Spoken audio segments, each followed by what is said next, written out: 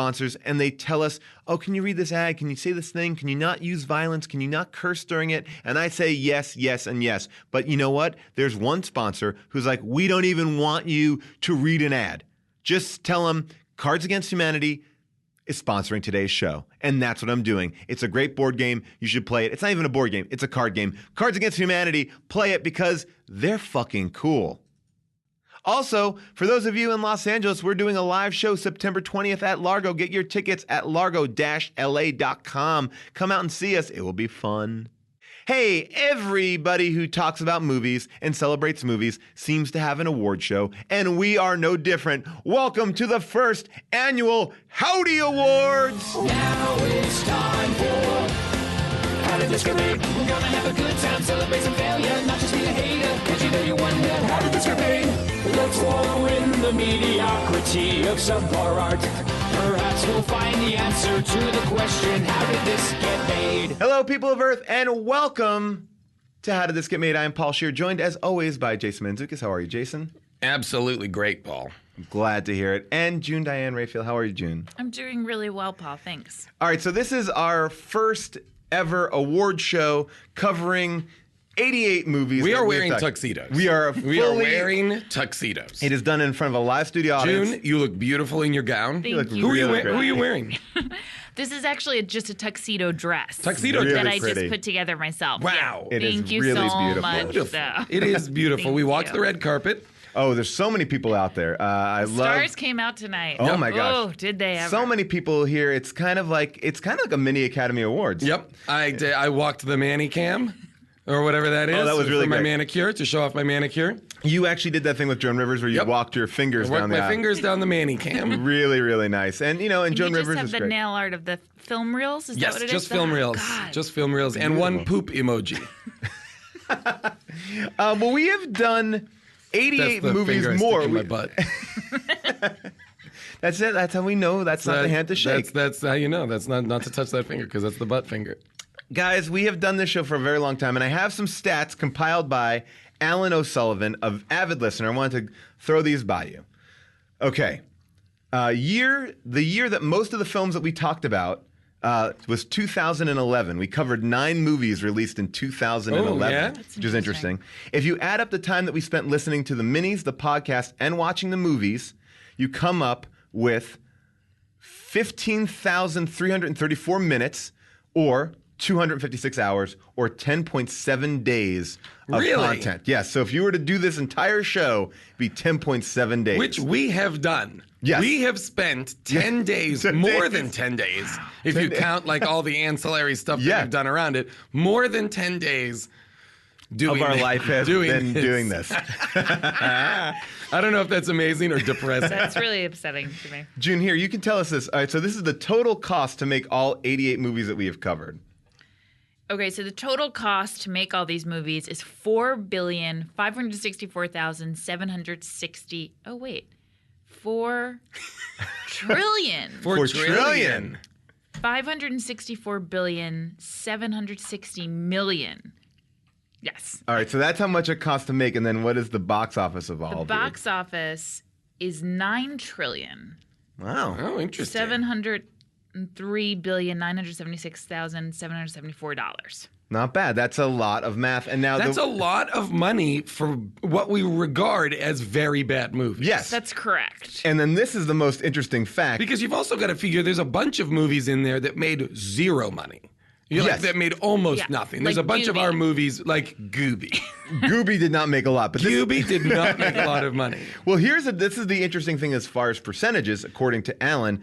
The most profitable movie was Sleepaway Camp, with a profit/loss percentage of plus 3,042%. This is too difficult for I me. know, it's a Wait, lot. Say that Sorry. again. All right, so basically, Sleepaway Camp cost $350,000, and it earned 11. Is that 11 million?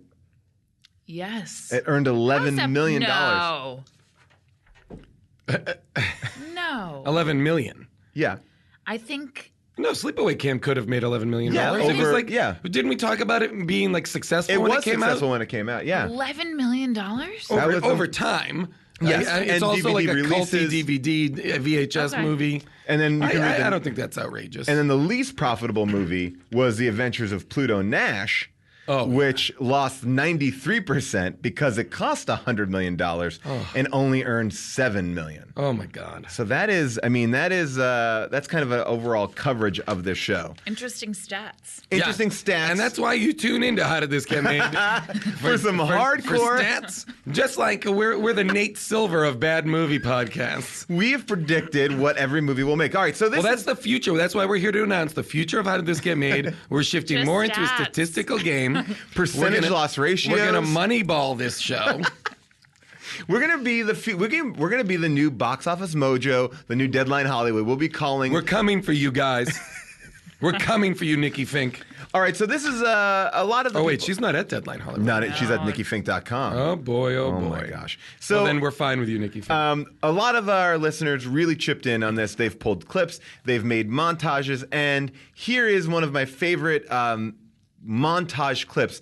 Somebody made a mega trailer. They've cut every movie that we've ever done into one giant trailer, taking clips from every trailer from every movie. What? Yes. So this is the super mega cut trailer done by Matt McGee.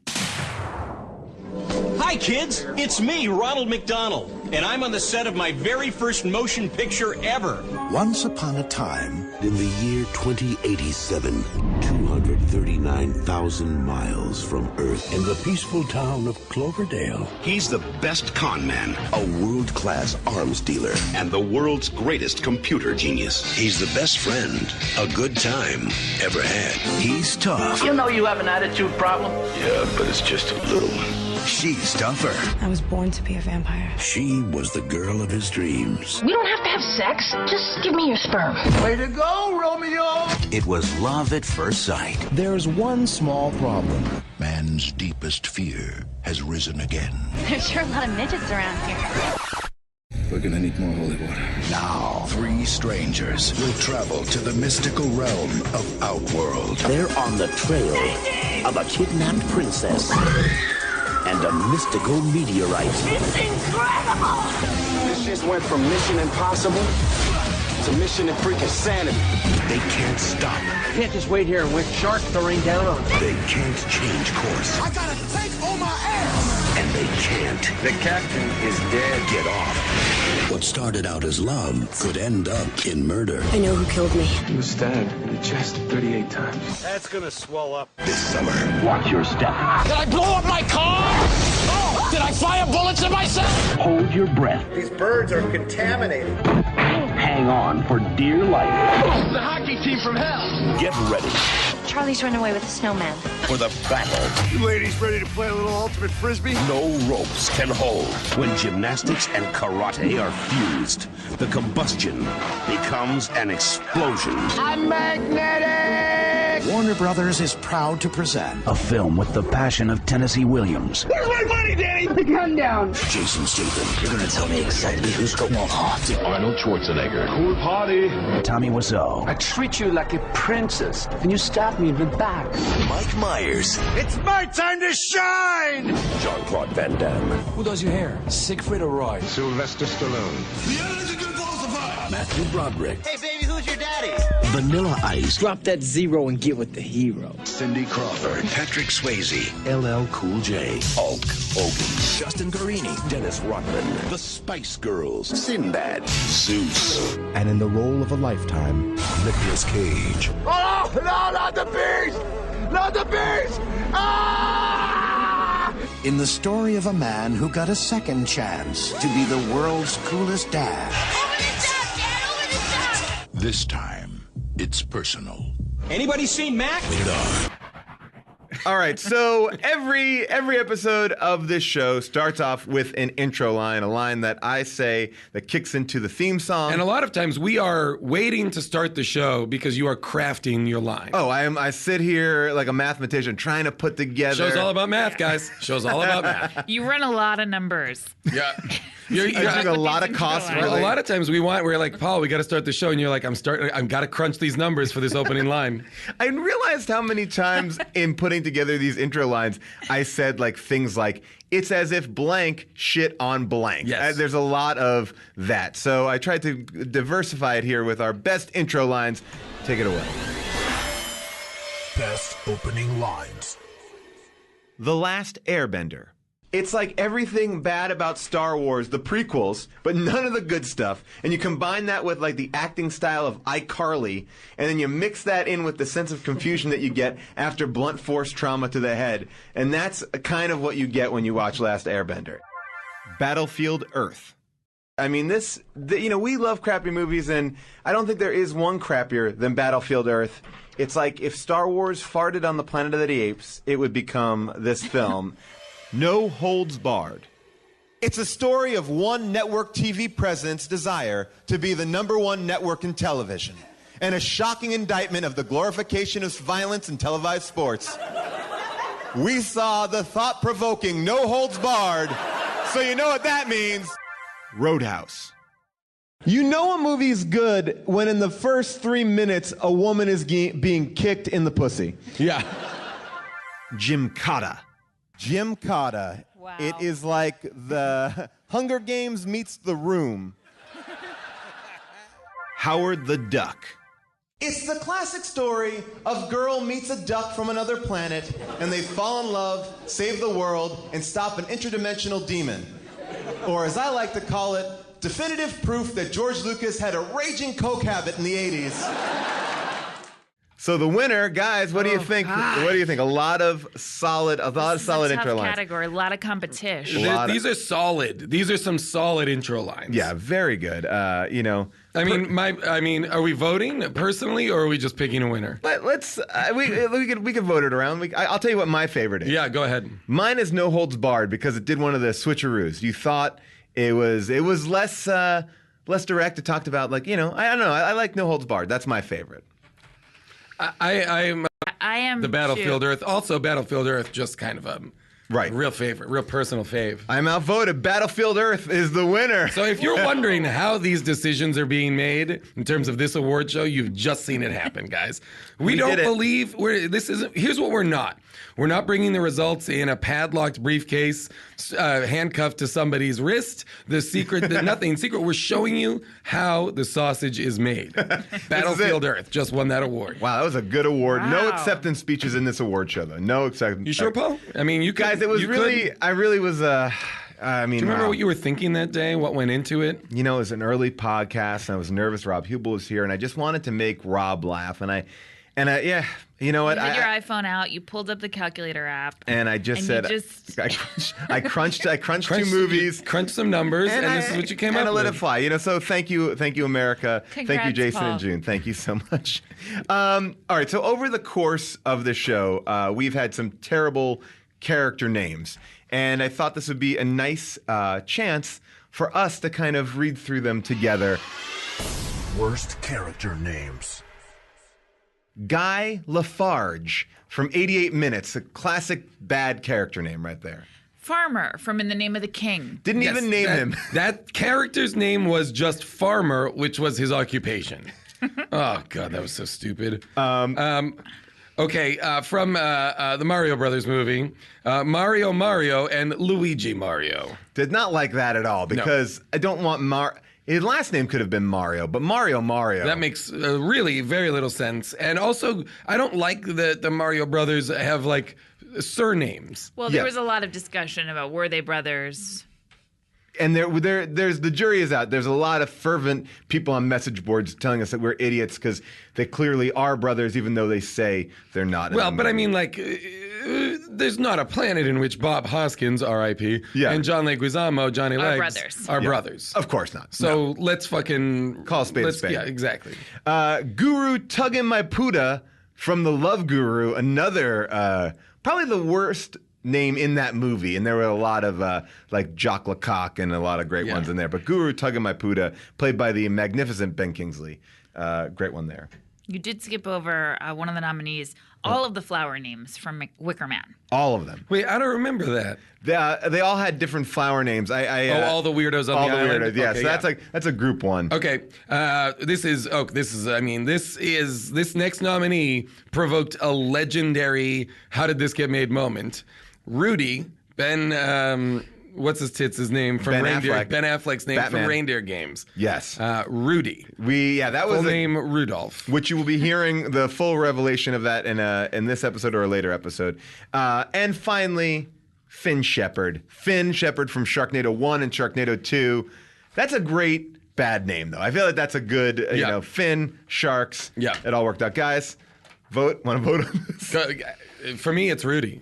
For me, it's Rudy. This is a name that is so integral to the movie and so integral to our understanding of it and such a moment in show lore. But I do think that would make Rudy one of the best character names. Interesting. To me, one of the wow. worst character names is Guy Lafarge. I think purely on, I think I'm going to agree with June. Purely on a terrible name, like someone typed that in, Control-Alt-Save. Yeah, that is, Guy Lafarge. Okay, Guy Lafarge is the winner. What a terrible movie that was. Oh my gosh. 88 Minutes has kind of come up a lot. 88 Minutes, actually, in doing a lot of research for the show, was one of the fan faves. I gotta tell you guys, as we're going over all this, and again, what a great night, just to recap. What a great night. The stars are all here. Stars are out. The stars are shining bright tonight. I have to tell you, though, I don't remember any of these movies. Like, Yes. I know you said there was 10 hours of our lives we spent watching this. Like, I can't tell you anything really 10 about hours, 80. 10 days. 10 days. I don't remember anything about 10 88 days minutes. of your life. I don't remember anything about Wicker Man. Like, I have The Bees? completely the Bees. I have a memory of, but I couldn't tell you the plot of Wicker Man right now. Well, I good. couldn't tell you the plot of. Let's watch it again.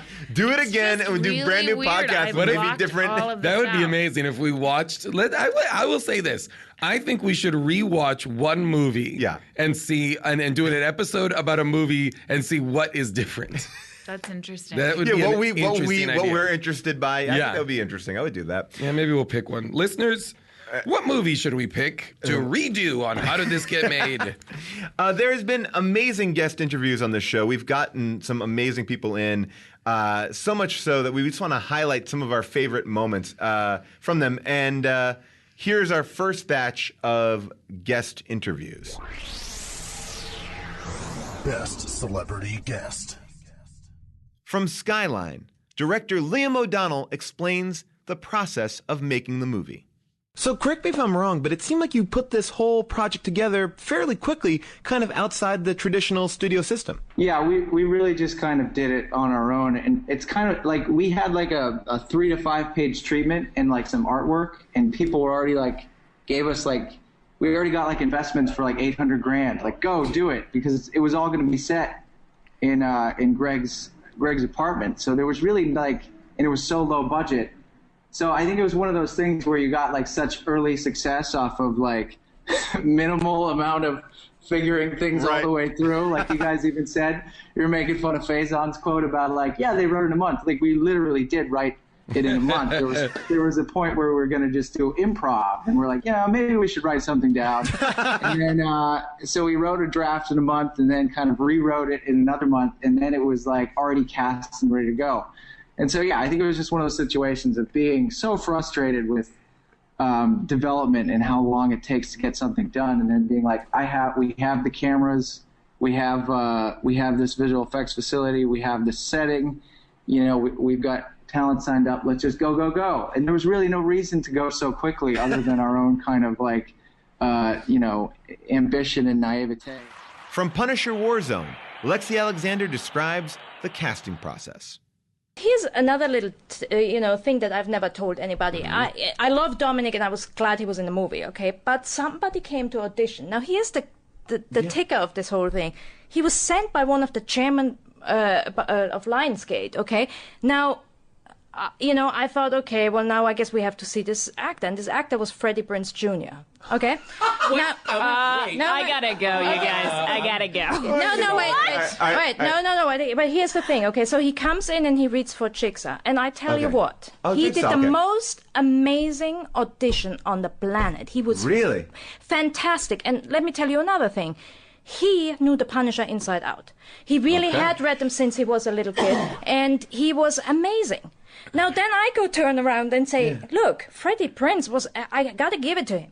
He did a fantastic audition. Yeah, but you're not gonna cast him. You made me see him. Yeah, but you're not gonna cast him. From Superman 3, Jack O'Halloran explains how he got paid. Did you and Christopher Reeve not get along a little bit, or? Christopher was... You're talking about a 26-year-old guy with a 16-year-old brain. Okay. Who had never done anything in the film industry before. The only thing he ever did was Love of Life. Right. And he carried a spear in a Katharine Hepburn play. That was his claim to fame. And he was a Juilliard graduate, and when he came on the set, he was 170 pounds soaking wet. So we grabbed they brought a coach in to build him up muscles and shit like that. And I said, you don't want to bulk him up really big. If you want to do this right, do a George Reeves. Get him up about 190 pounds with real good cuts. And when he puts a costume on, it'll look terrific. Because he wouldn't wear a plate. He wanted to be his body. Christopher Reeve, And he used to walk around like Superman. I mean, poor Mark McClure was such a nice young kid, And he's in his room playing his guitar one day. Hey, Chris, come on in, listen to my new song. You will talk to me as Superman. Oh, wow. And you are Jimmy Olsen. Oh, wow. Wow, man, the poor kid got the tears, right? So at which point you have to say, well, I'm going to kick Superman's ass. Well, you're none. I'll tell you what happened. Yeah. We used to go in town. A dear friend of mine owned a restaurant called San Lorenzo on Beecham Place, Italian guy from Italy. And a great restaurant. And I used to take the whole cast in there and got everybody in the habit of eating. Because I do favors, bring people in. So we're in I get a phone call one night, and Lorenzo, the owner, says to me, Jack, how well do you know Christopher Reeve? I said, I will just work with him. Why? Well, he's in here talking about you and being a gangster and your father and all this stuff from New York. And I said, what did you say? He said, well, he's telling all these people that, boy, what a gangster this guy is and everything else. And I said, really? So I now go to work the next day, and I'm a little bit perturbed. And I'm waiting for him. And I said, and Richard Donner said, what's the matter, Jack? And I said, nothing. I just would like to have a word with Chris when he comes in. Is everything okay? I said, no problem. So he comes to work, and I said, hey, Chris, come here, I want to talk to you. And I took him into a dressing room, and I said, how well do you know me, young man? He said, well, I just, what people, I said, let me tell you something. If I ever hear you mention my name outside of this studio or anywhere else without saying Mr. first, I'm going to rip your head off and piss down your throat. All right. And if I ever hear you talk about my family or anything from my past that you have no idea what you're talking about, you won't finish this picture. Okay. So he got very kind of sheepish and scared, and he slunk out of the room, and I followed him out. And once he got outside and there was a crowd, he all of a sudden got bravado. You can't talk to me that way. I said, what did you just say? Who do you think you are? And I grabbed him and I picked him up off the ground by his throat, and I had just put him against the wall, and I was just about to kick as one is wont to shit do. out of him, man. And Richard Donner grabbed my arm and he said, not in the face, Jack. Not in the face. So I dropped him on the floor and I almost wet myself laughing. Here's Dick Donner shaking like a leaf. Oh my God, we're stuck for a month.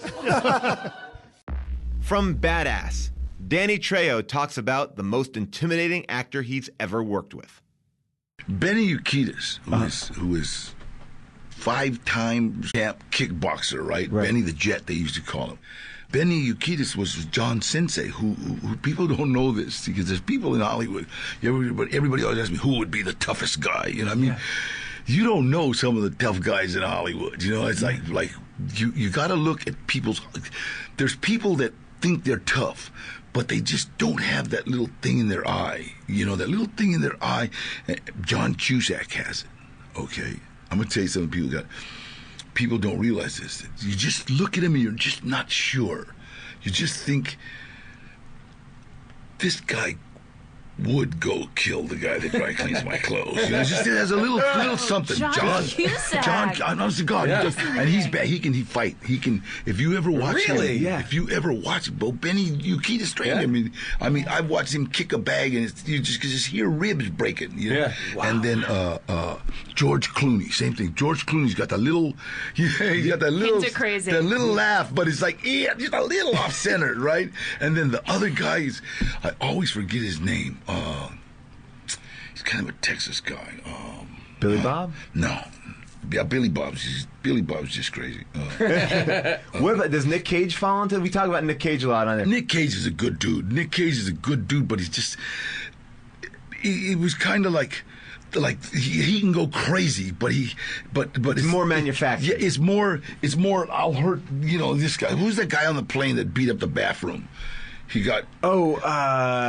Yeah, they made him turn off his Alec Game Boy. Baldwin? Yeah. Like he turned off his his Game Boy. He had been playing Game Boy, shut it off, and he wouldn't shut it off, so he went in the bathroom and beat it up. Okay, well, that guy, okay, I'll go beat up, but you're worried about the guy that would grab the stewardess. The stewardess. Yeah, turn it off, you're sedentary. You know, that's the guy you're just not sure of. Absolutely. You know? So beat up all the bathrooms you want. You know? I love it. Clooney and Cusack. No, really, I'm serious. I buy it. It's like, just look, if you're ever talking to him, just look at him in the eye, and it's like you just get this little, I'm not sure about you, but I'm going to watch my back when you're around. And so that's amazing. From Crocodile Dundee 3, Matt Berry talks about Paul Hogan's script notes. So we're saying this, and the whole thing is building towards a wedding. He's actually going to make an honest woman of Sue. That's the name of the character, of Linda's character, I think. And so he says, what about something where, he says, I think the teacher's probably got the hots for me, or something like that, likes my, charm. We're like, all right, fine. So we do that. He tells us basically to write a woman hitting on him. Sure. So we're like, okay, fine. So we do that. And we do that. And we'd actually said, well, like, someone should hit on you, but let's do it at the gay bar. And you're not aware that he's hitting on you at all. Really and you're funny, just getting He's along like, great. no way. Yeah. Again, this is whatever. This is however long was the movie out? Like 15 years ago? Sure. I mean, this is what sounds old, like kind of old stale jokes now, was at least slightly fresh back then. Yeah. 11 years ago, it was good. It was right. So anyway, so he didn't want to do that, but he wanted the teacher to hit on him. So we're like, fine, the teacher. So we write that scene, and then we take long silkwood showers after it. But whatever, we write the scene. And then the movie comes out and we see it, and not only has the teacher hitting on him, but do you remember the rollerblader? Yes, that's what we were just talking about. Right, and we're just like, good God, how many women are hitting on this 50-year-old dude? She is not only hitting on him, but she stops short, rollerblading on Venice Beach Boulevard there to throw herself at him, and then have a mini she has a mini monologue to herself where she's like, I mean, what am I doing? Just talking to a cowboy on the side of the street? Yeah. I'm sure he's gay. Yeah. I'm sure Not my experience out here. It's cold, distant eyes. Yeah. Oh, this is too good. I finally bump into a cute cowboy. He's a little more Robert Redford's vintage than Brad Pitt's, but that's okay, because he's got a mansion in Beverly Hills, and plus he's got custody of his kid. That means he'd be a good dad to my Cindy. And this is... Oh, there's a catch, right? Nothing this good ever happens to me. I mean, you're not available. You're gay, right? Most of the time. Pretty happy, yeah. Of course. Cute cowboy, Venice Beach. Had to be gay. What was I thinking? Boy, she was a chatterbox? Yeah, mate. An American woman. She's got a nice ass. Yeah. If you want to ask me what's the most embarrassing scene, for me, it's that. That is a big one, yeah. Well, because it's so out of place in the movie. It makes no sense. No one talks like that. It's not real at all. It's not based in any sort of thing. It's entirely about his ego. That scene is entirely about his ego, which is sort of emblematic of the whole movie.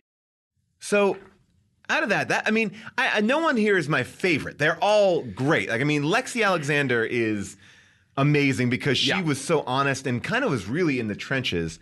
And also, like, I didn't think that she knew exactly what she was getting into, but she was awesome. I really liked her a lot. Danny Trejo, though, also great. I have to say, I loved talking to Danny Trejo. But I agree in terms of in terms of this show. I feel like Lexi Alexander's Punisher Warzone episode is like the of the kind of like more director conversation or writer-director conversation moments. It's fascinating. That to me is the winner. But I want to give a special shout out to Jack O'Halloran. Oh, yes. Who was from Superman 3, Superman 2. Yeah. Who that guy was awesome. Yep. In many ways. So much so, and this is, I know it's a tease that you'll never hear, we had to cut things out of his interview because we were afraid that if we left them in, it would maybe upset people because he was pretty very honest. candid. Very candid. He was very candid. And he was even more candid in the green room. Yeah. That I could have listened to that guy tell stories for like 10 hours. I feel like there needs to be more time given to old actors who aren't afraid to say shit anymore. Oh, yeah. Does not protecting anything or anyone. We're taking a break from the award show right now to get into some ads. Today's episode of How Did This Get Made is sponsored by our friends over at Bonobos. That's right. Here's the deal. Bonobos is a men's apparel company that offers a full line of everything from like wash chinos to denim to shorts to swimwear to casual shirts, suits, dress shirts, and blazers. They got it all. It's basically your one-stop shop if you're a dude, okay? They have a free shipping policy, and let me tell you about their customer service. It's bananas! That's right. They make shopping stress-free. Bonobos is the place to go if you have a body and you like to wear clothes. This is not for the nudists out there. You guys, you don't need Bonobos. But everybody else, you need it. Especially those people who work in offices. You guys are like, oh my God, it's casual Friday, but I can't wear jeans. What should I wear? Dude, no problem. Bonobos has got something called a Weekday Warrior, all right? It's a non-iron dress slack, right? And you can get one for every day of the week. All right, you wear those Weekday Warriors with one of their dress shirts. You're looking good. All of a sudden, a girl's gonna be like, "Yo, what's up? Let's do it. Let's like have you kiss me downtown." And you'll be like, "What? Thank you, Bonobos. Thank you for letting me give this girl oral sex." Now, here's the deal. They're offering our listeners a special deal. You use the code HOW, get 20% off your first purchase. That's a 20% discount with the offer code HOW. That's amazing. And they're going to give you free shipping to boot. Bonobos, bringing expert craftsmanship, a perfect fit, and incredible service to men's clothing. Go to bonobos.com and find your fit today. That's Bonobos, BONOBOS.com. Now, June, this is something that you often are credited by, talking about wigs.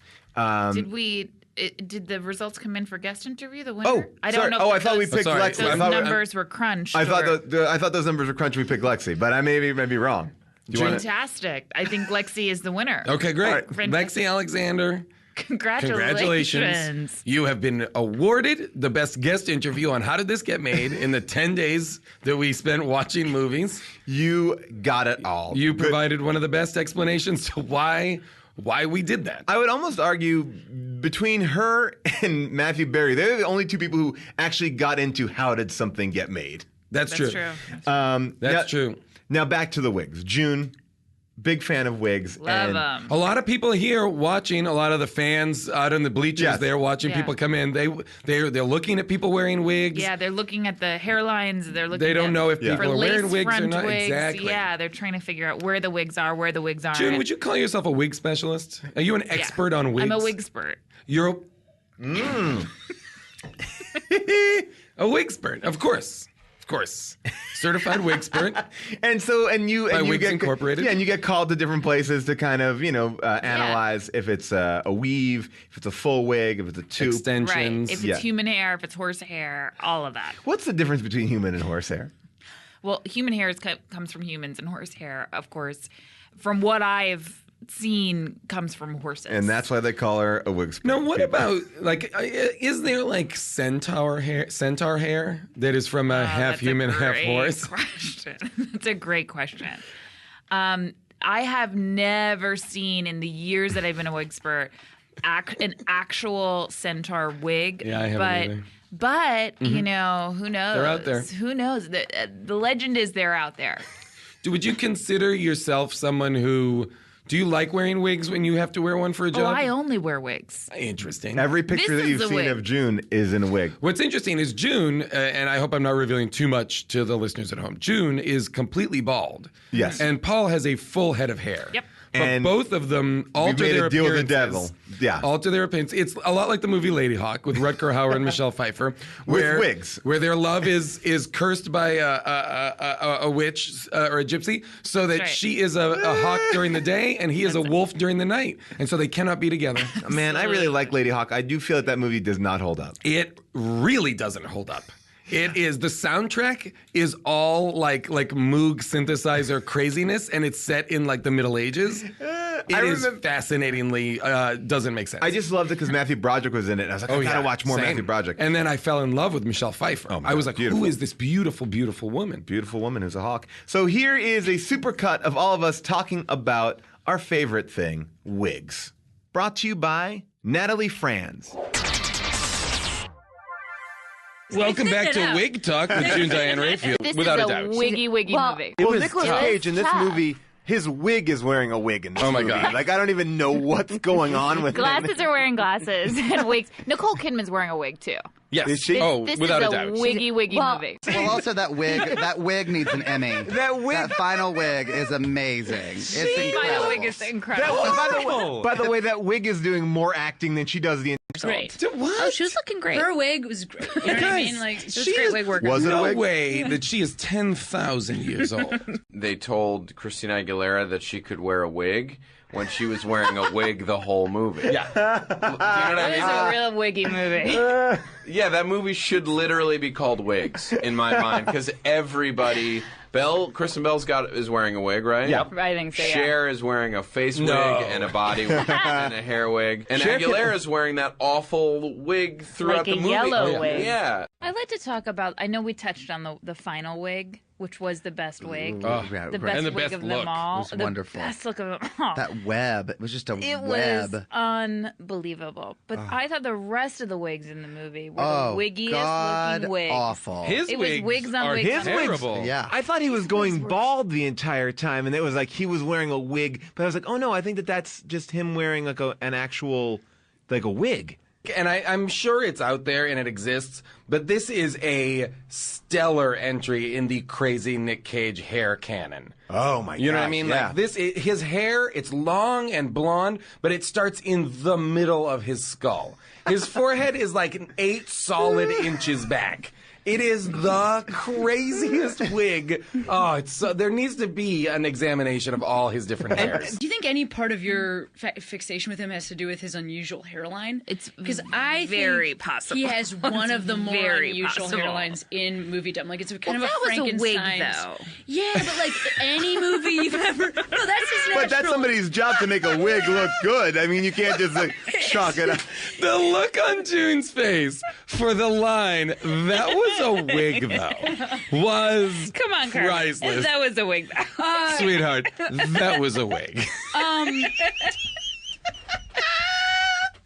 His whatever's going on under the wig is being replicated by I the see what wig. you're I saying.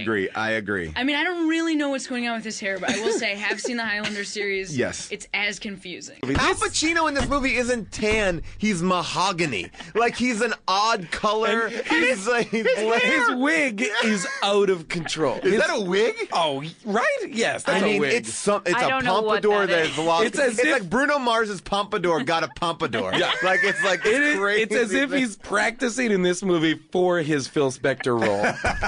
It is huge. It does add inches. Like it's different hair and a different color. What was a different wig? Different wig. Right. It's a different wig. He's got old man teeth, and he's got this His wig. hair changes in the middle of it. He's got different wigs. Those are wigs. Those are all crazy. All of his wigs. wigs get he has like really like close cropped hair for the beginning of the movie, and then it's like wild Pacino hair. He gave himself a hair consultation. She's not good, but her wig is okay. You shouldn't be doing robots and wigs. I will say it could be worth a breeze for some fun with wigs. The hair in general. We just talked about Burt Reynolds, but throughout, it's The wigs really are pretty amazing. I got one last thing. I can't believe we did not discuss wigs because it's clearly set up in the photo shoot that she has no hair. And so that whole red hair that she's got, like there's no way she could have that short blonde haircut with red hair crammed under it. So the whole movie she's wearing a wig and it gets wet and she sleeps in it and she gets in fights and flies through the air. Well, she's got that jaunty cap as well. She's got a jaunty cap for half of the movie. A newsy cap. Yeah. But I thought, that's funny you say that, because I thought that she and Bobo Stalker Channing had the same hairdo. So I wonder if they were just all like Maybe it's a switching wig off killing. wigs. But the Cleopatra wig, which was like a Rick James wig, like it was just awful. The and the fact that there was these awful wigs on like no physical transformation whatsoever. So it. I think that his hairline is. I don't think it may be a wig. I think it is kind of. Guys, it's definitely a wig. Listen, that could be a wig or not. I mean, but like, do you think you could grow that length? Yeah, I and think he grew thickness that of out. hair?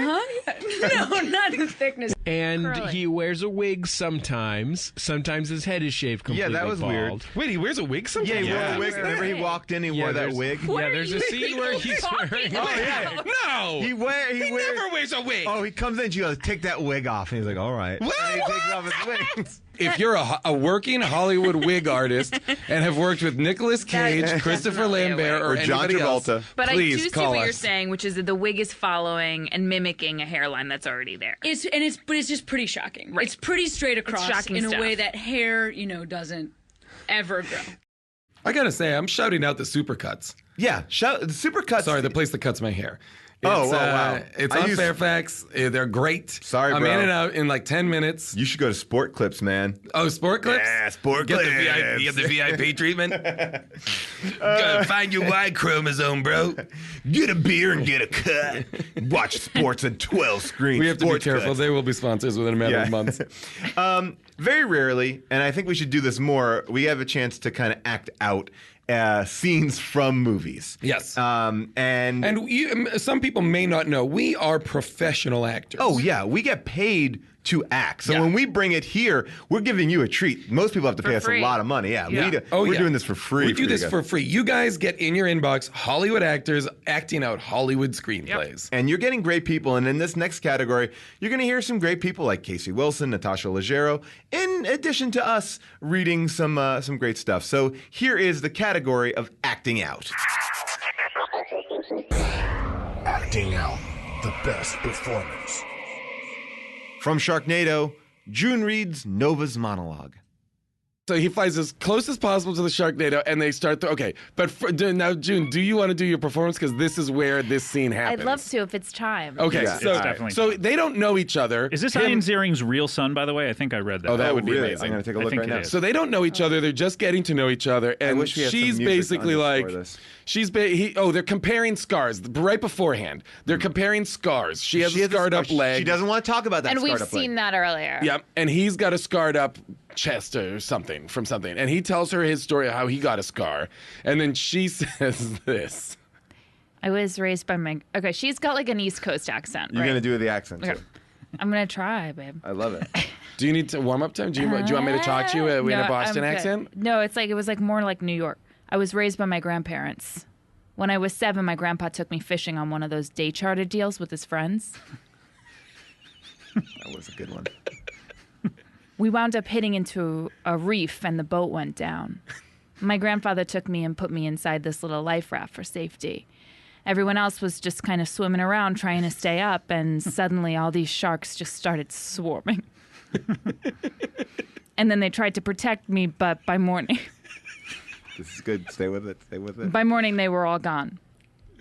So I... Meaning the people, not the sharks. was confused about that. So this is the craziest line. So I floated out there for 2 days until those Coast Guard helicopters finally spotted me. I thought I was safe, but suddenly this shark just leapt up and bit my leg. 6 people went into the water, and 1 little girl came out. The sharks took the rest. They took my grandfather. That's why I really hate sharks. From The Tourist, Natasha Leggero and Paul Scheer reenact a scene. The scene is amazing. If you guys remember it, do it. I can only. Okay. I remember a little bit of Johnny Depp's lines in that. So you have to. Well, he goes like. Go ahead, Natasha. Do you remember Angelina Jolie's part? Yes. All right. Well, you do whatever you remember. I can fill it in if you don't. I am. You are. What does she say? He's down to earth? He goes like this. He goes, yeah, the greatest compliment people give in my country is you are down to earth. And like that's the highest compliment. And then... Oh, and then he tells her she's the least down to earth. Yes. Then he goes and sees her on the balcony. He's like, you are the least down to earth person I've ever met. Go to bed, Frank. Is that what she says? Yeah. And then she kisses him. And she kisses him really hard on the lips. From Old Dogs, Casey Wilson and Paul Scheer reenact the scene when John Travolta finds out about his dead dog. They come back because they screw up their meeting in Japan, and John Travolta comes home to get his dog. Now, he's left it at some sort of a day camp. I have a great... Now, the day camp, this is something I'm obsessed with. I don't know why, but the day camp is like, the front of the day camp is like, place where you buy doggy treats and things like that. And so he pops open the door to like the storefront and is like, hey, Bucci, where's my Bucci? And like, it's a really good Travolta. Can I say what the woman says to him? Yes, please. I'm sorry, in a Long Island accent with the Wait a flattest second. Will you guys just? Can we back up a second? Yes. Will you guys just do this scene? Yes. Okay. I'm just gonna say I'm working behind the desk. I've been watching John Travolta's dog at a pet hotel. Action. Hey, Bucci, where's my Bucci? We tried to call. Does he say like, what happened? We tried to call. That's it! The dog is dead. The dog is dead. Oh my God. Guys. Old dogs die. Old dogs. A scene from the movie 88 Minutes. This is a segment called Say What? And basically we're just gonna take a piece of dialogue. If you guys remember this, Pete, you should actually do it because you actually do a good Al Pacino. You read the Jack parts. Just take a second to read it over. And this is one of my. I'll be reading Shelley. All right, here we go. Shelley, there's been a break in my place, in my most secure area. Did you ever give anyone clearance to go into my secure files? Jack, what are you saying? Did you ever let an unauthorized person into... I can't read it! This is a real line! Did you ever let an unauthorized person into my secure files area? That's a line that American treasure Al Pacino memorized and delivered multiple takes. Or there was a better line that he forgot and just made that one up. My most secure. Give me the end of that. Give me the end of that, Peter. Did you ever let an unauthorized person into my secure files area? Wait, no, you missed one of the words. I did? I gotta get it right. Did you ever let an unauthorized person into my secure files area? No. Not ever. To anyone. Ever. That's a real line. Al heard that. These things happen. Did you? That sounds like that's like the most dirty, my most secret, secure area. My secure files area? That woman. Where did the man touch you? Where did the secure files area? Can I know you're an escort, but can I come in your most secure files area? Okay, guys. Acting out a lot of great. This is hard. A lot of great scenes here. This is a tough one. This is a real tough category. Yeah, this is a big one. Whew. Wow. I mean, I'm gonna go on online and go say June reading the Sharknado monologue. I think that's it. That's it for me as well. Yeah. I both because it's amazing, but also because I remember when it happened being moved by it. You really brought the heat. Thanks, you guys. Yeah, you did a great job with that. Yeah. Congratulations, June. Would you like to make an acceptance? No, I know a lot of people. This is June didn't Diane expect Raphael's this. first win. But I second really nomination. appreciate it. You know, the She's work for me totally is just bald. about understanding. But wears a wig most being of the a time. human more than anything else, and if I can just get closer to that every day and share my experience. I think they're wrapping me up. Okay, I just want to say thank you so much. And Wait, what's the playoff music? I think it's Jurassic Park. The playoff music is always Jurassic Park. It's just the theme to Jurassic Park. Jason, I'm going to do a thing with you right now where I'm going to give you the movie. And you are going to tell us what you have said numerous times. This is a love story between blank. A blank and a blank. Yes. So I'm going to read you the movie, and June and I will read you the movies, and you tell us what it's a love story between. All right? Okay, yes. All right. So when we talked about Over the Top, you said this is a movie that is literally a love story between a man and a child. You want to ask me this? when we were talking about Congo, you said. Ah, yes. I said this movie is a love story between a man and a gorilla. And finally, a female gorilla in that story, yes. Amy, the amazing. Amy. And finally, in Winter's Tale, you described Winter's Tale as... Yeah, the movie starring Colin Farrell. Yes. This is a love story between a man and a horse. A horse that may, and I didn't say this, but a horse that may or may not be God. No, yeah, we do not know. I'm not clear the level of deity that the horse is. I would say that of all the movies that we have not, like, sometimes one of us will not have to be here because of scheduling issues and stuff. June, that was the movie that I most missed. I mean, that and Twilight, people really were upset about that you missing, but Winter's Tale, I almost want to make you watch that just casually. Yep. Just a casual watching of Winter's Tale, so you lose your mind. No winners in that category. That's just kind of a fun walk down memory lane. I'll take it. I'll take it. Now, obviously, sex comes up a lot on this show, and I think that I think it can all be summed up by Rob Huebel's quote after he saw Battlefield Earth. Let me ask the group this. I don't know if you guys normally talk about this on the podcast, but how difficult was it for you guys to masturbate to this? To masturbate to this? To masturbate to this? So yes, Rob talked about masturbating. When do we masturbate? Now, June and I often don't get into a lot of the sexual things on the show. Jason, you don't? Well, I would say if you were to somebody described this show to us and described it as Jason, you are the id. And June, you are the ego, and I am the superego. And so I would say that you kind of get into more of the sex and violence of the show. That's and probably true. And this next category is kind of highlighting all the weird things that you have been turned on by throughout this podcast. Cool. All right, All right, well, I'm going to listen to these and jerk off. You fucking weirdos. Weirdest thing Jason's turned on by. Watching anyone eat hot dogs, not fun. Yeah. Wrong. Yeah. I could come up with a list of 10 people that I would fucking pay upwards of $1,000 to watch eat a hot dog. Hillary Clinton is on that list. The minute that happened, I was like, oh, she's his daughter. Then they had the sex scene, and I was like, whoa. Yeah. This is going to be really weird when they reveal that she's his daughter. But it was just mind sex, so you could kind of play it off. I was kind of okay with it. But then he kisses her, and I was like, barf. Yeah. But then and by barf, I mean barf out of my wiener, I came. Super into incest, guys. Super into incest. Like John Candy as John Bo Candy. Peep. And by the way, they try to merge a scene Which to isn't show as sexy as you would think. No. Given the phrase, John Candy as Little Bo Peep. Like, you automatically are like, ooh, that sounds super erotic. Beautiful. It's not. This was the part I got really turned on at, was when they had pregnant women all in one place and were kind of probing them and stuff. That was good. That was pretty sexy. It was Big, pretty good. big 4 months gangbang.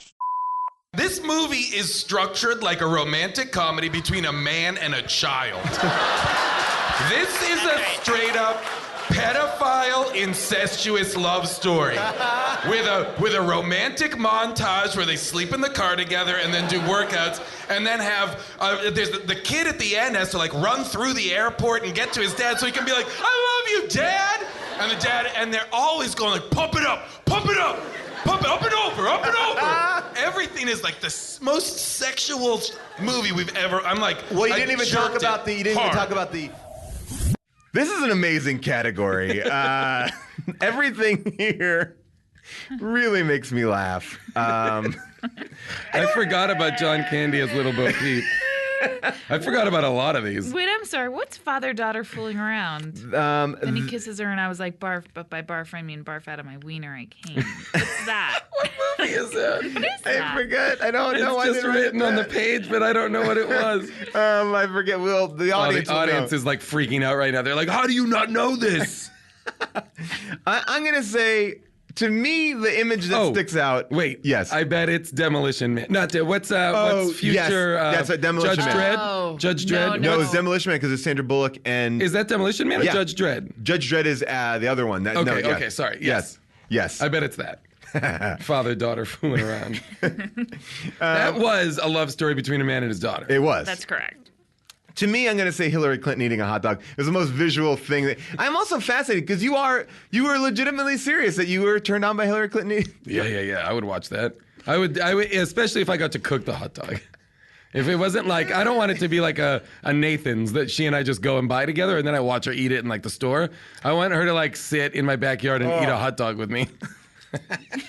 Now, June, based on that response, do you have a vote? Because we need to make a judgment. This is a really tough category. I agree. I know there were a lot of different. EW, I think, had been rooting for John Candy as Little Bo Peep. Yep. I think for me, it's father-daughter fooling around from Demolition Man. I think that's the weirdest thing. And finish it out, he kisses her, and I was like... Then he kisses her, and I was like, barf, but barf. Then he kisses her, and I was like, barf, but by barf, I mean barf out of my wiener I came. You should start saying it's so interesting to see on paper, like with punctuation, something that I just said.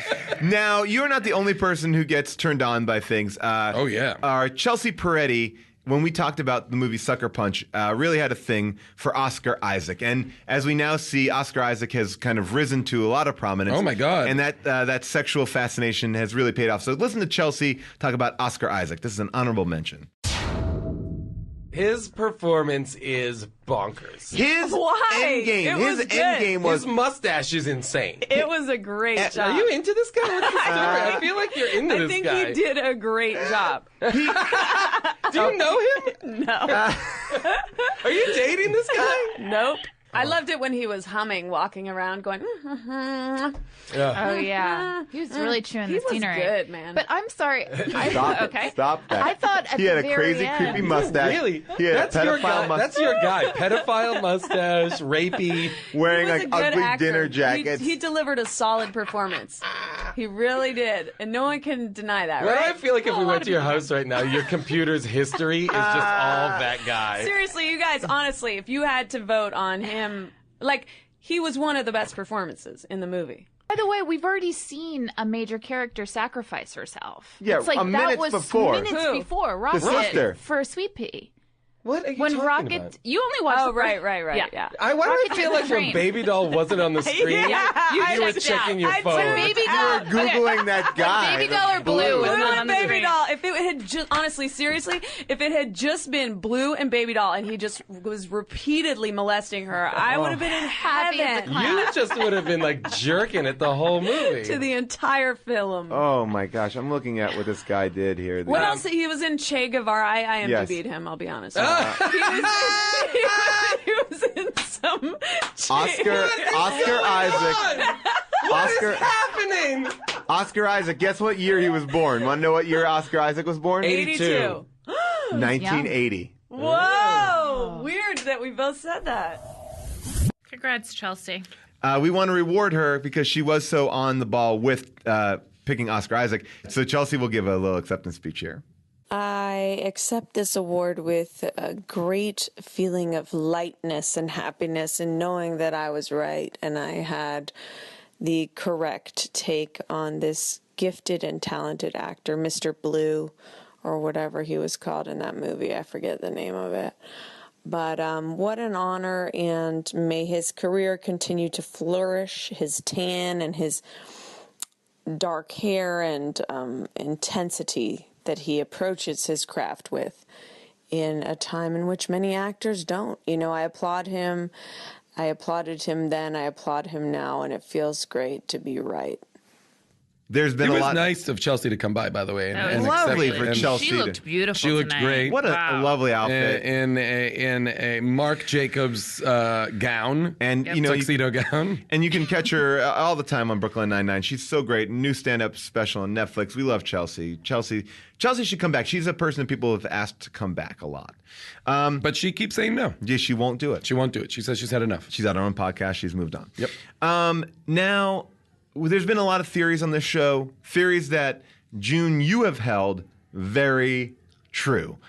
Things that we never would have predicted, things that we never would have thought of, things that sometimes don't even make sense. So this is a category dedicated to you, June, about your next level bonkers theories. Again, picked by the fans. Best next level bonkers theory. How did the candle get blown out from After Earth? When we cut back to him, he's having these flashbacks of his daughter, his 19-year-old daughter. And as he's like coming in and out of them, he keeps on saying, no, no, no. Oh, yeah. Are we supposed to understand? Well, I guess we should talk about the moment where during a flashback, he's celebrating a birthday. And she wants him to blow out the candles. Oh, by the way, they're like eye-chatting. That's Zoe Kravitz. They're FaceTiming. Zoe They're Kravitz. FaceTiming. So she says, Dad, blow out the candles through FaceTime. And he says, no, I can't do it. He says, no, you know that won't work. You know that won't work. She's 19 years old.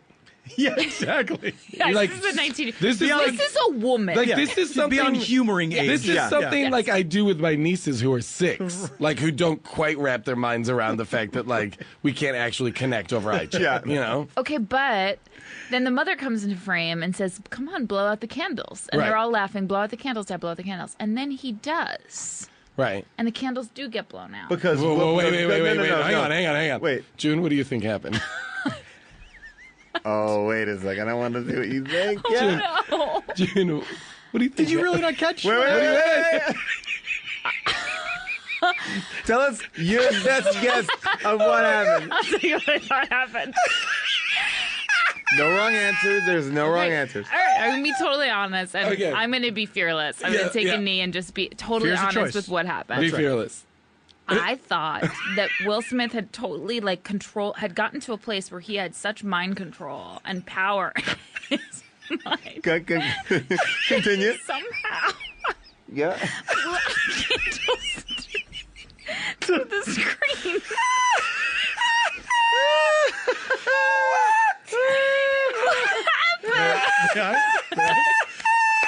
What happened was, after the candles were blown out, Oh my god. a second later, his son Came into frame. Came into frame. He blew out. His son was behind the camera.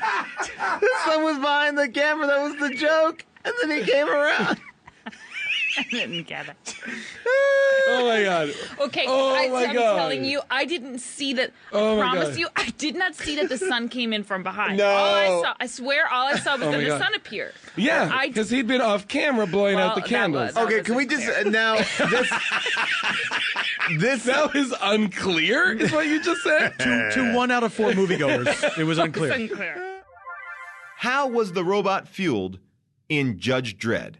Well, Gene, I didn't want to cut you off, but Gene, you said that you want to talk about where Rob Schneider was hiding, because this is pretty great. Well, I think before he goes into the apartment, I'm not sure, Rob Schneider sees this little robot walk by. Eat recycled food. It's great for the environment, good for you. Okay No. for you. Oh, for okay. you. Yeah. But Coors. I was just gonna say, but is that the robot is not sponsored by anybody, right? Oh, just Coors Light. No, Coors, regular Coors. regular. Yeah, have a question Coors. about It's like a that food, Coors though. sign, like circling on top of the robot. But does recycled food mean that it was eaten, thrown up, and then like what does that mean? Because ultimately during this shootout, we find out later on that Rob Schneider somehow hid himself inside the robot. And Seems to be covered in finds- spaghetti. He's covered in spaghetti, and he's eating that spaghetti. So I don't understand what that spaghetti was. I don't understand how he got covered in it. Is it trash? It seems like it's trash. No, I'm guessing it's trash. Oh, okay. Like But to it me, looked like food. It looked like spaghetti. No, like They like a took it out of thrown the away food. I was guessing But that that's it not was recycled. You know, it is. Like if you could say if I saw a half-eaten hamburger in the garbage and I picked it out, I could say I'm recycling because I'm giving this hamburger a second life, right? It doesn't need to be processed to be recycled, right? Right. I buy mean, that. I love that this is what we're trying to figure out. Okay. But that was my guess is that this was like basically the equivalent of a garbage can. Yeah, he was. I don't know. I really don't know that. Well, because here's the thing. Now I'm almost thinking that, you know, he has all this food like sort of in his mouth and all these spaghetti strands all around him. Now what I'm thinking is because later on there's such a big deal out of him being able to, of Rob Schneider being able to rewire a thing, that he was actually moving that robot with those spaghetti strands. Okay. Like those were the innards. Wait a minute. You are overthinking Let's let her figure this out. June, wait a second. Those were sort of the inner workings of that machine, and so he wasn't just sitting there eating. He was actually trying to work that robot so that it So would... the robot is run on the food That's that correct. it itself. That's correct. Okay, It's a self-sustaining. So this robot is powered by spaghetti. Yes. And Rob essentially. Schneider was manipulating the spaghetti. What we know about Rob Schneider, and June, you have now posited one of the most insane theories in all of How Did This Get Made history. But because what we know about Rob Schneider is that he's a hacker. Yes. Like, Right. we are told he's a hacker. That's and why he was in prison. That's why he was in prison. That's why he can rewire a robot later. Spoiler alert. But you're saying that he's able to hack the food robot by using the spaghetti That's within correct. it. Okay. That's correct. Do we think, I don't want to I rain on think your you're parade, wrong. June, but do you think maybe he's like moving the spaghetti to get to the wires? Maybe there's real wires in there From too. what I remember, He didn't even need to hack it. He didn't even need to hack it. He was hiding. He was just hiding out in an R2D2. So you think, though, because it's not in line with his character, that he would just be sitting there while all this is going on and just eating this spaghetti. It's not in line with his character? On what planet does like character motivation fit any of this movie? Seem like it. No, this is no. To me, it was he hid in the robot because the robot was going to keep going away. Yes. No matter and he what. saw it as a way out. It's basically the equivalent of jumping in a garbage chute. And so he was also, he happened to be hungry as well and then just started eating I don't remember him eating the spaghetti. He did say he was eating it. Yeah, he had it in his mouth. Yeah. We spent 5 full minutes of this 35-minute show talking about the most irrelevant scene. Why? Well, it's not irrelevant because This scene is the Judge Rosetta Stone for the movie. It's not irrelevant because Judge Dredd judges him, finds him guilty, and sends him to prison. When we lose Rob Schneider for a bit, you don't think he's going to come back? Oh, we'll see. He'll come back around. So in the meantime, and why does he send him to prison? because he was hacking the pasta robot, Okay. diagnosing the mother in Over the Top. Also, I think she might have also been insane. Because there's one shot of her where she's sitting in her hospital room and she's like sitting in a very nice upholstered chair. Okay. She's very wealthy. And she's on the phone and the son's asking her questions and she says, "I'm sorry, I can't talk right now. I have to go." To where? Oh, June, the I answer really think is she's heaven. She had to go die. The answer is heaven. She's going to I heaven. think that she was getting cancer injected into her. Yeah. She's like, I need to die. She's like, and I gotta get out of this world. My husband left me. My dad is Robert Loggia. Things are bleak. Figuring out the title of Dungeon Siege. What would you say the words dungeon siege mean? Right, because What? did I miss a dungeon? Well, What does that would I would assume it would mean like a battle in which you are fighting over a dungeon. Oh no, I think it's a jailbreak. That's what I think. I think it's a dungeon jailbreak. siege. Yeah, like classic Thin Lizzy. And I don't want to... Tonight there's gonna be a dungeon siege. I don't want to fast forward to the end, No, but so certainly. the end of the movie there, I guess that was what the dungeon siege is, when all the prisoners escaped. Wait, is that what happened? maybe. Because that well, we should. I was That's the, so that's the- confused but by me. that's the only thing that's the only siege. Confusion over a Street Fighter from Street Fighter? Quick question. And I may be revealing too much about myself, but what exactly, and I think you answered it a couple minutes ago, but what exactly is a Street Fighter? Okay, so like there's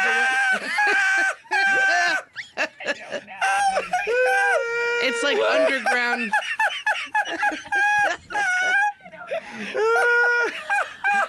It's like underground fighting. Exactly is a Street Fighter. Like, did you ever see Bloodsport? That's like a legitimate sort of underground fighting. Van Damme was also in that. It's like Fight Club, but like it's like Fight Club. There's Right? an underground fighting It's ring. like it's like dog fighting with humans. So when Where they're in the people bet on- cage, yeah. that is street fighting. When they're in the cage. Yeah, I mean, I guess It could you'd be call on the it street, cage though. fighting, but I mean, you know. yeah, street fighting is like sort of like what. Remember when we saw the Mike Tyson show?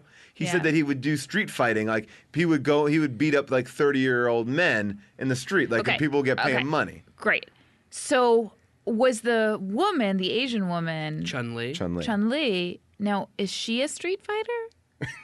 I guess I just want to get a real In handle the on video who game, they're all is- street fighters. Right. But Well, the video game, how you would is- argue there's no other plot besides the fact that you pick a character and then you fight with them, and then Well, that's except that there is an expanded universe. I mean, there are cartoons of this and Okay. stuff that's come out over the years. So I actually looked up Shadaloo, and it's not a country. In the game, it's Bison's organization. Oh, is okay. Shadaloo. So I don't know why they called it the country Shadaloo. in Oh, this, okay. but- So this is just more of a. So that's his. That's his evil. Yeah. So thing. basically, not what in it the is I mean, the game is a fighting game, and they just populate it with all of these characters who have different fighting styles. You know, so there like are Mortal there is Kombat was like that too. There's a boxer. There's kung fu guys. There's Chun-Li, a ninja. Like there's Chun-Li used to do a cool thing with I her guess leg. here's or my blah, blah, blah, blah. Yeah, problem. she had a speed kick. Yeah. John, here's my problem with it, though. Those types of fighting, though, would they normally be found on the street?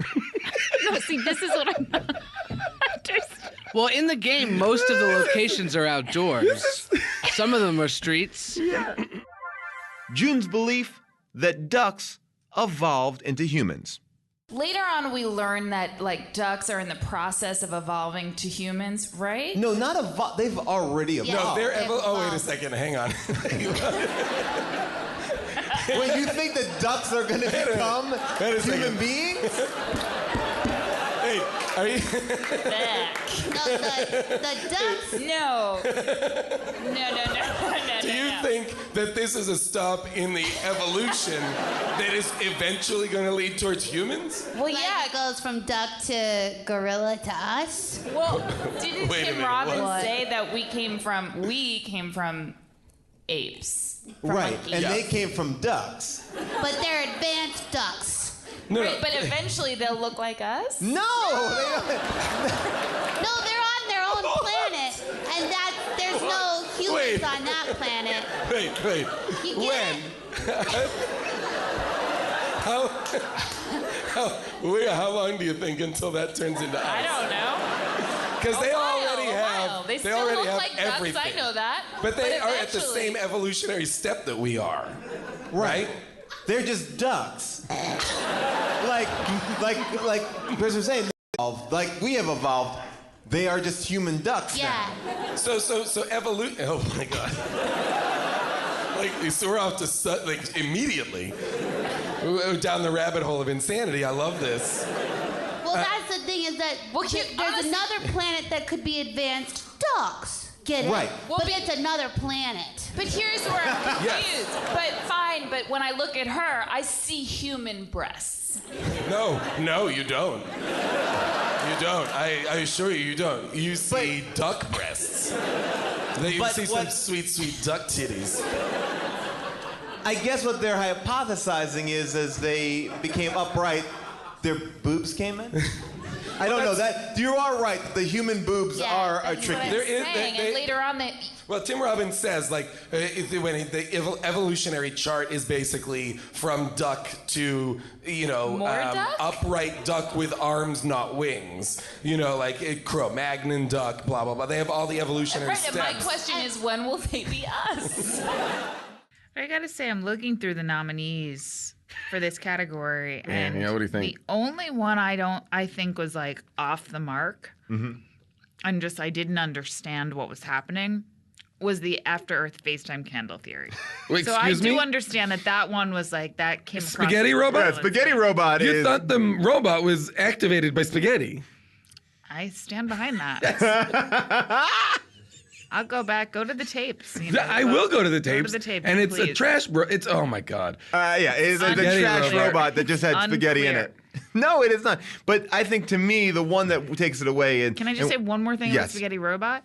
It looked as though we can all head back to the And tapes film at is a our visual own- medium. Yeah. Yes, it looked as though we were seeing the innards of that robot, and Yes. the innards were spaghetti. No, what you're The seeing was wires the and innards the- of a trash robot filled with trash. Right, but the spaghetti was No, operating it wasn't. the okay. I promise you, it was not operating anything. Okay, The fine. robot had absolutely nothing to do with the spaghetti No, not at other all. than disposing Well, of it someplace all else. of the other nominees, they're completely sound. The only one that I Ducks evolve into human beings in Howard the Duck. Do you want to talk about that one?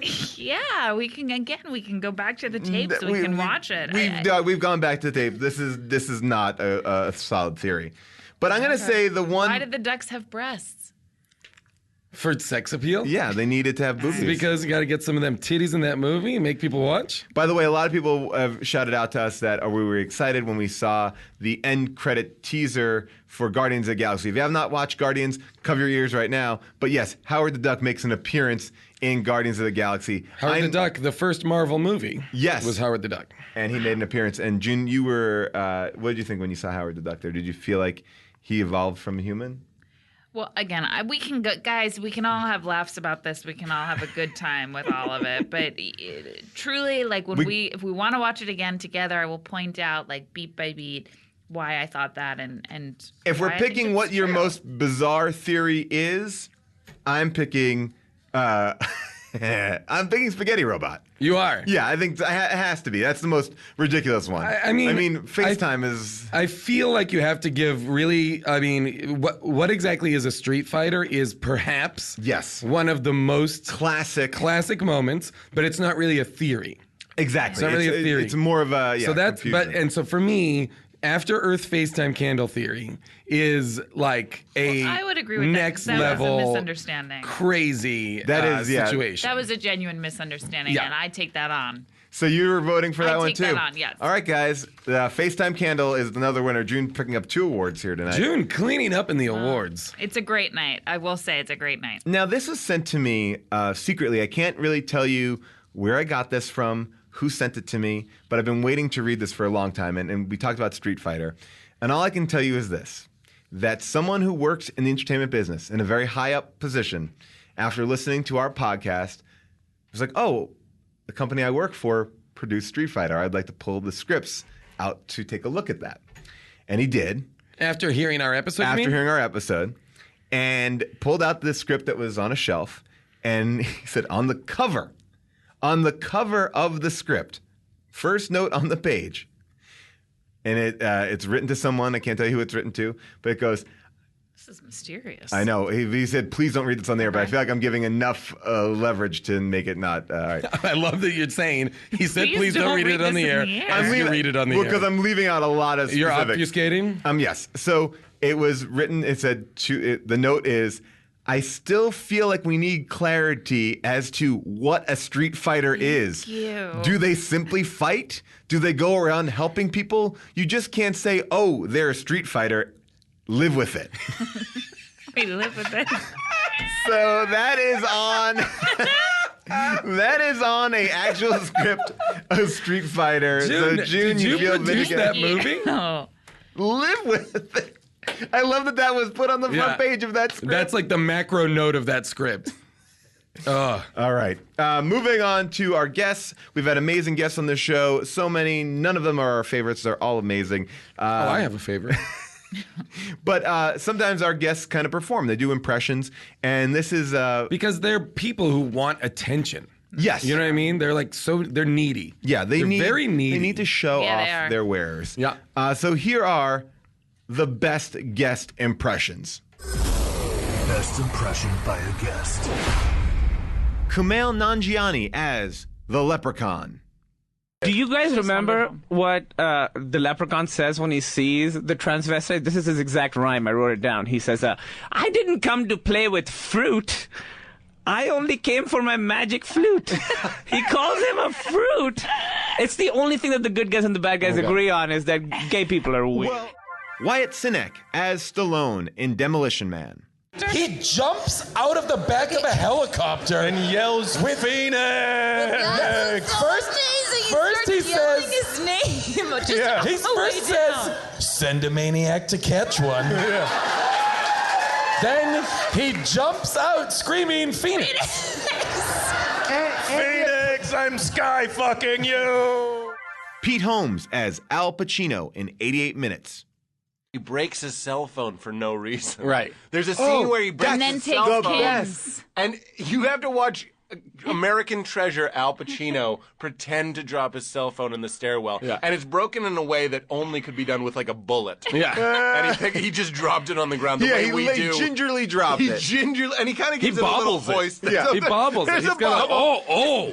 Before the scene, Oh. like, what if I maybe do like a bobble? John, get over here. John, I had an idea. What if I bobble the phone? I'm looking at the phone. I'm looking at the way it's broken, right? And I don't. I can't do it without that. You're great. I love that, Al Pacino. I don't think it would be realistic. Julie Klausner as Al Pacino in The Devil's Advocate. Apparently, Al Pacino. Pal Pacino. He did not want to be in this movie. He turned it down 5 times. 5 times. No! Only and no. No. No. Okay, I'll do it. I'll take a flamethrower to that script. Tom Lennon as Hulk Hogan in No Holds Barred. So he rips up the check, he shoves it into Kurt Fuller's mouth. Yes. And he says, can I say it? Oh, it's so good. I won't be there when that clears. Drew Droege as Elizabeth Taylor. Oh my God, that dialect. The dialect, which comes and goes, but it sounds a lot like Lindsay Lohan from Mean Girls, whatever dialect that was. Yeah. The non-affected Freaky Friday sounds dialect. like whiskey and cocaine. There was also all of those phrases. Lindsay? Wait, Lindsay? Oh, wait. Oh, no, it's true. Lindsay.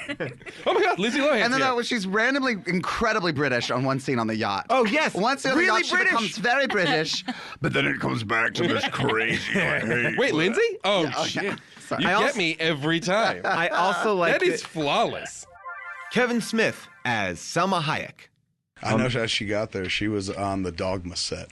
When she left, Oh, we is were that we were right? shooting Dogma, and she came in and she was like, "I got to the Wild Wild West." Oh my God. And I was like, "Get out of here, man! That's a Will Smith movie." And she's like, "Oh my God!" And so they wanted her to go. By the way, listeners, Salma Hayek is not in the studio.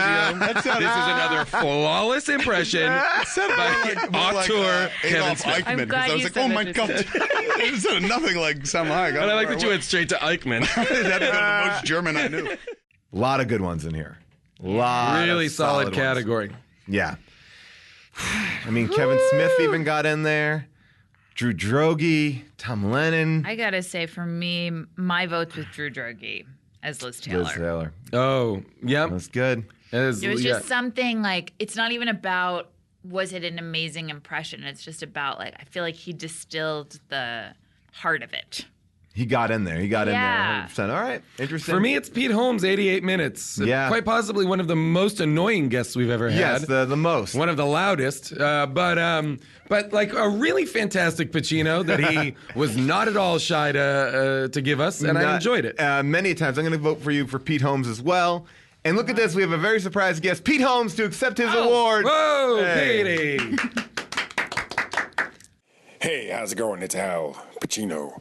But you already knew that. I am calling in to say thank you so much for giving me the award for Best Impression on How Did This Get Made. I honestly can't believe it. Because even as I listen to this impression right now, as I'm doing it, it's not that good. It's not that good. Ha! But thank you, Paul. Thank you, June. Thank you, Jason Mantzoukas. You piece of shit. Ha! How did this get made? If I was the man I was 10 years ago, I'd take a flamethrower to this podcast. I do the Southern Pacino. I don't know if you noticed that. Gets more and more Southern the more I do it. Thank you so much for this award, and I appreciate your consideration. Pacino, out. Beautiful. So nice of Pete to come by. Really great. And, He looked great. He looked Looked great. Looked great. You know, he's on a raw food thing. Yeah. Really good. Yep. So happy for him. Pete Holmes, everybody. We are getting down to the final the categories here in the first episode. We've talked about sex a lot in this show as a group. Jason has talked about things he's turned on by, but this is a chance for us to talk about sex in a much bigger venue, sex that we've seen in the movies. And there's been a lot of gross sex. So here are some of our favorite gross sex discussions. The sex talk. From 88 Minutes. We're like, they found your semen in her vagina. I was like, Val, fucking taking some risks. Yeah, I thought that blowing too. loads right in the cave, right up there. That's what I thought. I was like, this is a girl he met at the bar last night. up, buddy. Wrap it Raw up. dogging it. Raw dogging it, Pacino. I'm Jack Graham, forensic scientist. I don't use Absurd condoms. thing about this movie. A man who makes his living swabbing up semen just That's blows probably it for why he everyone. was. That's probably why he was so shocked to find out she was an escort. Wait a minute, what? I gotta get barebacked that girl. That's why he was so upset. He's got to go in. Hang on, I thought she was a law student. I wouldn't have raw dogged her if I knew she was an escort. He does. He spent 15 minutes going to a clinic to get tested in the movie. That explains this burning I've got. Uh-oh, I guess I do have 88 minutes to live. He's gonna fucking die from an STD. From Anaconda. They basically want you to go take everything you know about snakes, forget that, and replace it with a bunch of bullshit about snakes, and keep to that. That's what we're doing. First of all, everything was totally accurate. No, Now, you're a snake scientist, am I right? herpetologist. So I know. A what? Herpetologist. So that's somebody who studies herpes? Yes. Boom! Nailed it. Boom! I'm exhausted just from doing that. From Howard the Duck. There is a boozy, birdie housewife, like having a glass of Chardonnay with her tits hanging out, diddling herself in the bath. Like, guess what this isn't for? Yeah, that's... Fourth graders. Guess what it is for? My spank bank. From Judge Dredd. Now they're cadets and like Diane Lane has a stone cold vagina in this movie. Like she's looking. And she would use it. She wants to use it on Judge Dredd. She wants to get plugged by Dredd. She wants her to judge him with his dick. He's like, Okay. he whispers to his dick, "Come," and then just fucks her, so that's what comes out of it.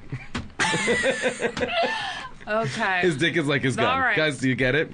So Yes. hopefully he doesn't say to his dick, "Signal flare."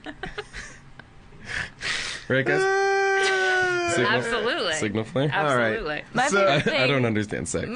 I'm going to go out here. Yes, they're all winners. I'm going to go out there and say that I feel like Anaconda got me because there's something about like a gross mouth kiss that really upsets me. It's like sex is hard to kind of convey on film, but when you're watching tongues and mouths come together, like when I watched an episode of The Bachelor and that girl tried to kiss one of those bachelors. It was Glenn Flanagan. it was so upsetting. I don't like a gross mouth kiss. Yeah, no, wet mouth sounds, as a lot of you know, I have a real problem with. Yes. I don't like it. I don't even like it when somebody is like eating a peanut butter sandwich next to me. Even that, like, yeah. Okay, guys, I can't. That's terrible. That's terrible. That is like, I can't deal with it. So I will also go for Anaconda. Okay. June? All right, it's Anaconda. And I don't know The why. numbers don't lie. That's We it. crunch the numbers. Anaconda wins. Gross sex You're discussion. getting to see how real award shows work. Now, I will tell you that this is an honorable mention. I don't even really know why. It's just basically Ken going on a rant about sex that he saw in a movie called I Know Who Killed Me. Here we go. Anyway, sorry, Ken, go ahead. Just the comedic scene is she brings her boyfriend upstairs and fucks him, and there's like funny, silly comic music. I have a clip of it right here. You want to hear it? And Julia Ormond is downstairs washing. Like washing the sink, Like trying Lady not to listen Macbeth. to them fucking upstairs, and it's supposed to be like a funny scene in the middle of this like porno movie. And the scene goes on for a long time. The sex scene and the scrubbing goes on. But listen to the music that they underscore the sex scene with. Here you go. This is the music. Oh my God. They're having Let's hardcore do it sex all to night. this. Yeah. It sounds like Cameo. It's like or it's like a Morris Day in the it's like a Morris Day in the Time song. All right, so that is work it all night. That is what is going on while there is furious sex and scrubbing going on. Congrats, Ken. Congrats, Ken. That's just a nice Ken Marino, great work, buddy. Now, Ken couldn't be here tonight. Nope. No. He's filming a movie in South Africa right now. Okay. It's going to be a great movie. He couldn't about be blood here. diamonds. Yep. And he didn't have time to do like a feed from He South couldn't. Africa. No, we Couldn't. tried, but Okay. he was abducted. Okay, now we have, in addition to having great directors and writers on the show, we've also had guests that have come in with some research, and they've brought some research onto the show about certain movies that we have talked about. And these are our best guest insights. Best insider story. Andrea Savage with some behind-the-scenes knowledge of Deck the Halls. Not a big deal, but I am friends with someone who's in the movie. Allegedly. This one I can say for sure. I think her name was Greta. She only spoke in German in it. She was paired teamed with Fred Armisen. She was teamed with Fred Armisen, Gillian Vigman. You may know who she is. And I called her today and said, I just watched your movie. And you must be so proud. You must be so It's proud. Christmas. She must be getting these emails and phone calls all the time because Christmas season. Christmas it's on the season's shelf. Everyone's coming like, in. I know Gillian Vigman did not know it was her in the movie. Are you serious? But anyway, so she told me on the Matthew Broderick down at the bottom, it was like, she said he was so depressed the whole time. And he just kept going, this is the bottom.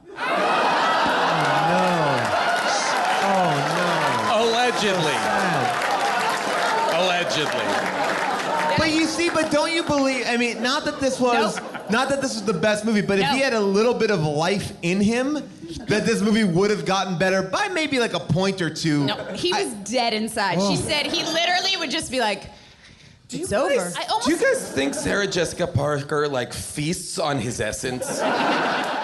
Well, according to my inn, Oh yeah. not Allegedly. a big deal. Allegedly. I hope you told her you're going to be saying this on Oh, she something did. that's She going to gave go me on. full, she gave me full whatever. But she said that Danny DeVito literally would just come on, do his lines, and get in a plane and leave, like every couple days. He was just not having any part of it. Plane right over Like there. literally, she was just like, he phoned it in. Kristen Chenoweth had just broken up with Aaron Sorkin. Oh, boy. And was sobbing like every day. Oh boy. And Kristen Davis told my friend Jillian to freeze her eggs. So Wow. yeah, it was. If I just got the answer, if I can time travel to any time, it would be to 2006 to the set of this movie. What was going Literally, on? you got Broderick just like at rock bottom. I mean, she was like, you. By the way, Matthew Broderick killed a human being, right? Remember that in France with Jennifer? No, in Ireland. Oh in my Ireland. God, that's right. So this is worse than that. This was worse than that. Not alleged. Yeah, that is not alleged. Joe Mandy talking about his experiences on Jingle All the Way. I gotta just disclaimer. I grew up in St. Paul, Minnesota, where this movie takes place, and I remember them filming it, and it was a really big deal. Were you an extra at all, or were you just? I was not an extra, but I was at the Mall of America one day when they were shooting the movie, so I saw Schwarzenegger's body double slide into the ball pit. Oh my God. Does Schwarzenegger's body double look like? Is he as big as Schwarzenegger? Yeah, I don't remember. I mean, it's a vague memory. It just means this movie's gonna be retarded. Also, they shot the movie, I believe, in like April or May, so right. everyone's Oh, wearing God. jackets, and it was like hot outside. Yeah.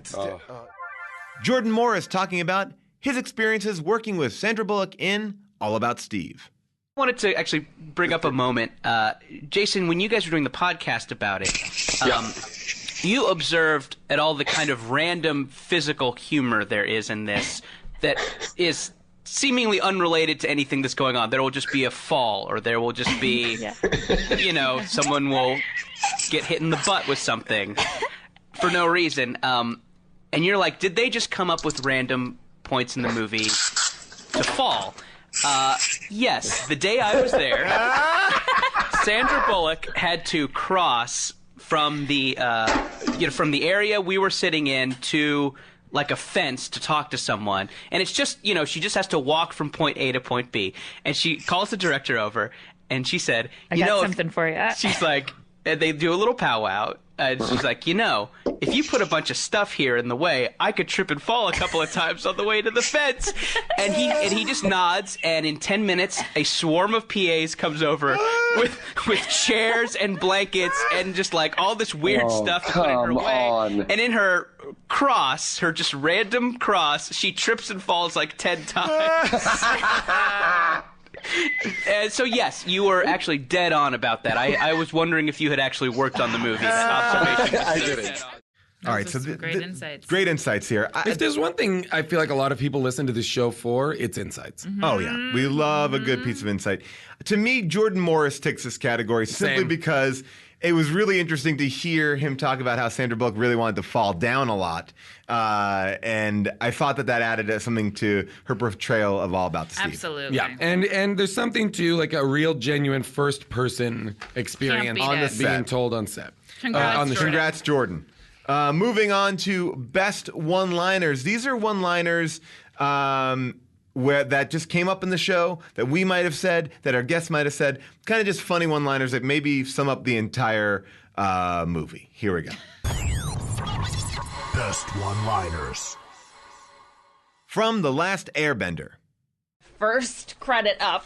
The first title page up was written, I know. directed, produced. That's when I was like, M. Night Shyamalan should change his name to Boo Fuck You. Because every time it's like, written, produced, and directed by Boo Fuck You. From Nothing But Trouble.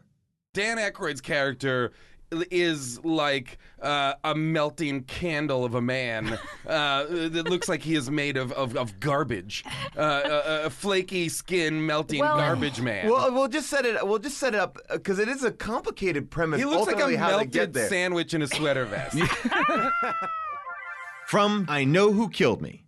Scene, except for that one part where she like crawls over to the old guy and takes his cigarette and implies that she's. And then they cut away, and then she hands the cigarette back to him, and he smells it. That was so Yeah. Oh, so that was. You thought that was sexy. I think That's no. where I started. No. That's where I started jerking off. That's where I started jerking off in this movie. I was like, oh shit. On his reaction shot. She's addicted to cigarettes in her pussy.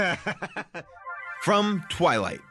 Bella in the previous movies has been absolutely powerless to the men in her life. Yeah. Like they dominate her. And in this movie, this is her Snow White and the Huntsman. It really is. And you know what's so creepy about it is that it is like the story is basically once you get married and give yourself to a man sexually and he turns you into a vampire, then you can be a strong woman. Yeah. You know, before that, no. Before that, no. Do whatever the men are telling you to do. But once you get married, you are a strong woman. Stronger than all the men. Yeah, stronger than all the men. Wow, these are got a lot of good one-liners. A lot of them, Jason, coming from you. Are they? Yeah, a lot. I would actually say, I would say that a lot of them are you. Yeah. Oh, okay. Jason. Thank you guys so much. I mean, you want to just give you. I mean, to me, June, you weren't here for it when we talked about Twilight, Breaking Bad Part 2.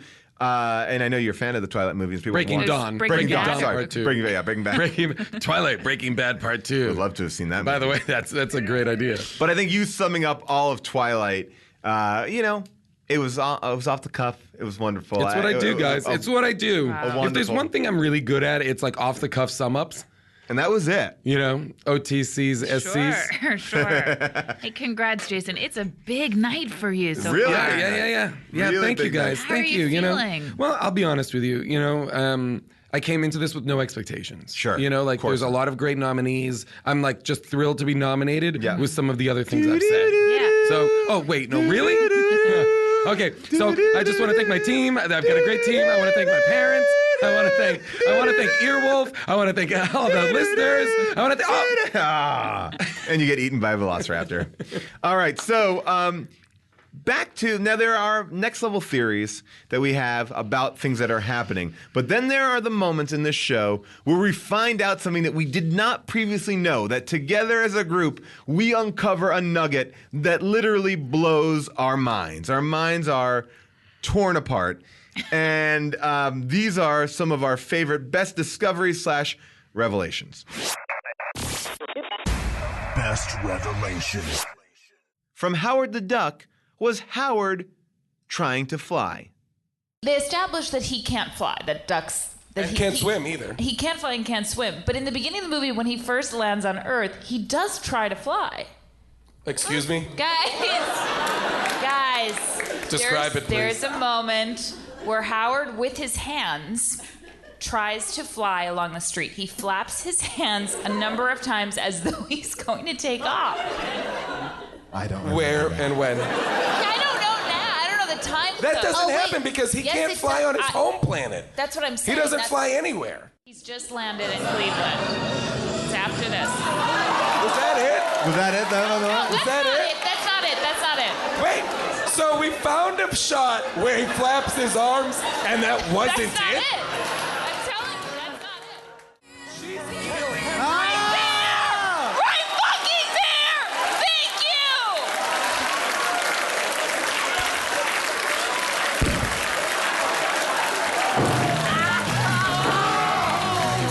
Wow, way to go, June. That's great.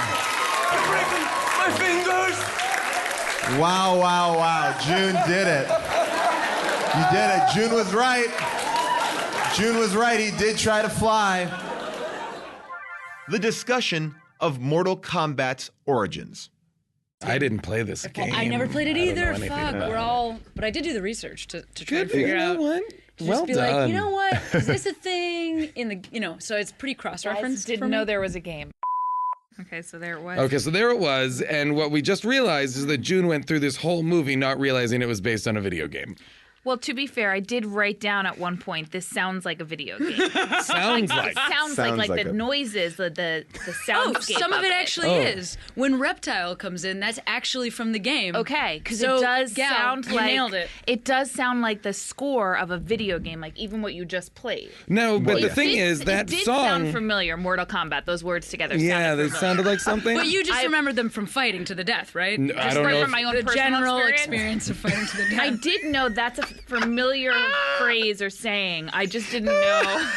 I'm laughing because I didn't know where it was from. Wait, you didn't know, but so in your mind, Mortal Kombat, you just thought, well, this is a very large cast of characters, and it seems to be nothing but mano a mano fight sequences. I have a lot. I sat down and said, guys, I don't even know what to say about this movie. you stormed out of our living room 3 times going, this movie irritates me, and you walked out. I had a very bad reaction to it. I didn't know what it was. We get it. You guys have a living room. Ben Affleck's name from Reindeer Games. By the way, I've never heard the expression reindeer games Yeah. used. Just in the song. That's it. Okay, so I kept on asking Paul. Rudolph. I mean, I must have asked like every 5 minutes, like, is reindeer games a thing? Like, are reindeer games? And what would Paul say? He I said it's yes. You actually said I yes. said, yeah, it's from the song, the Rudolph the Red-Nosed Reindeer. Yeah. Well, That's I what knew that, but I never heard this term or expression. No, like, yeah, don't, most people don't don't mess use around. it at any time. Thank you. That's what I'm trying I don't think it has any other meaning other than the Then song. just a bunch of reindeers playing around. Like, there's no other context for it. You guys have wait, there aren't specific reindeer games. You guys have egg on your face because I looked today and on Urban Dictionary it came up. It goes, reindeer games refers to any fun activities which are enjoyed only by members of a clique. Which is often purposefully made obvious to anyone existing outside of said clique in order to make them feel inadequate and left out. Well, so there's no that would click. actually Yeah. that would line up though. Okay, so But Ben Affleck has no click. He has no click. He's a man by himself. Yeah. By the way, so Ben Affleck. So he's Rudolph in this scenario? Well, his name is Rudy. What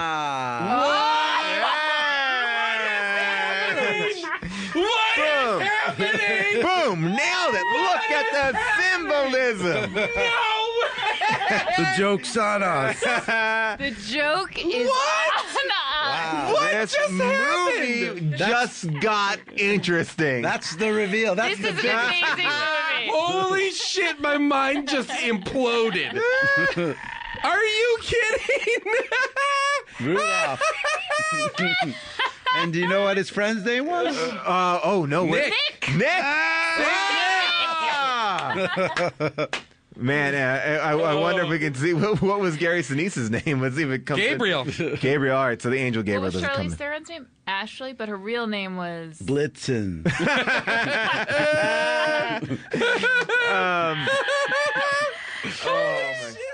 June's confusion with Super Mario Brothers. So Luigi's arc.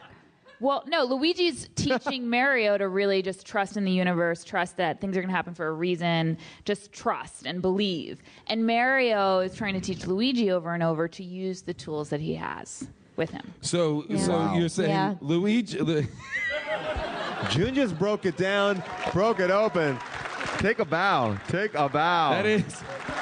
Wow, That is wow, June's, wow, wow. June's final episode of How Did This Get Made? She figured it out. She figured it out better than the 9 scriptwriters. Well, I mean, this is just an embarrassment of riches. This is unbelievable. Howard the Duck, when you got the standing ovation, when people realized that he was going to fly, amazing. The fact that you didn't get the Mortal Kombat as a video game, that was more of a revelation, not a group revelation. Yeah. Reindeer games, amazing. Amazing, classic. And then your reaction to the Mario Brothers.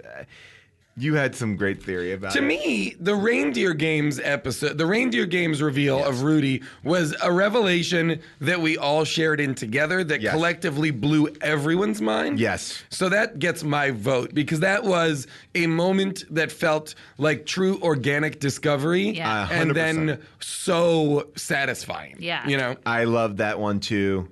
June? I loved it too. I'm just wondering, didn't you guys feel real dum-dums when you saw that Howard was trying June's to fly? trying to rally for her own category here. Well, I'm just saying, that must have been, I can't imagine what that must have felt like after having been so adamant and making The me embarrassment feel like that we I was, felt. Is this an acceptance speech? No, I'm just saying. Is this an acceptance I'm just speech? saying, for you guys, it must have been quite a moment. Yeah. After being so Maybe- sure of yourselves maybe that didn't happen and making me feel like such a dummy. The votes are in. It's Reindeer Games. Sorry. I like that you snuck that in there.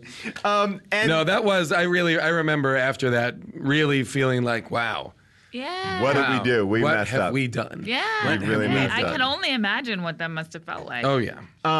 This Reindeer Games actually was animated as a cartoon for us online. You can check it out. It's really great, the reveal of Reindeer Games. And speaking of another confusion that we had, it was in Sleepaway Camp. Who actually got killed in the beginning, how this movie started. And this is also an unknown. We have not discovered anything about this. We are still confused by it. There's a lot of theories about it. But here is our confusion, utter confusion, over what actually happened at the top of Sleepaway Camp. No, you Was guys. she making you a guys, choice? She was making a choice. The character is insane.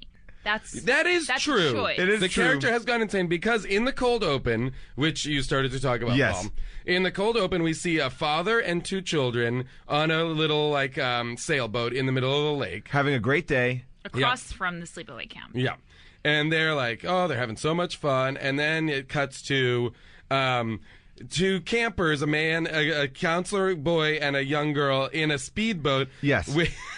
With a water skier. With a water in skier. tow. The water That's skier gives an unfathomably good performance in this cold open. Okay, so basically what happens is the sailboat flips over.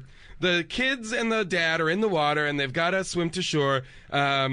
Well, the sailboat flips over. One of the kids throws the dad out of the sailboat. And then for the a dad good calls time. them schemers. Yes, The you dad says, schemers. "You schemers." So They are a real couple of schemers. So the boat flips over. I Oh, don't weird. know why. Then there's another man Yeah. on the dock. Oh, Right. that guy is the best. This is where I had some questions. He says the dock is on the way.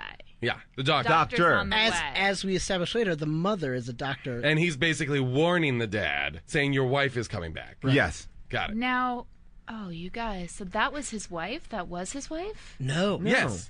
That was the man. That was the man in on the beach's wife. No. Yeah, The definitely. man on the boat is their dad. Right. Yes. That is their wife. The man on shore, spoiler alert, is the dad's lover. No. Okay. What? It is the dad's right. lover. No, because that's her cousin. That the kids. All right. This is Okay. Okay, let's just break this down without. Okay, this is my understanding of the movie. Okay.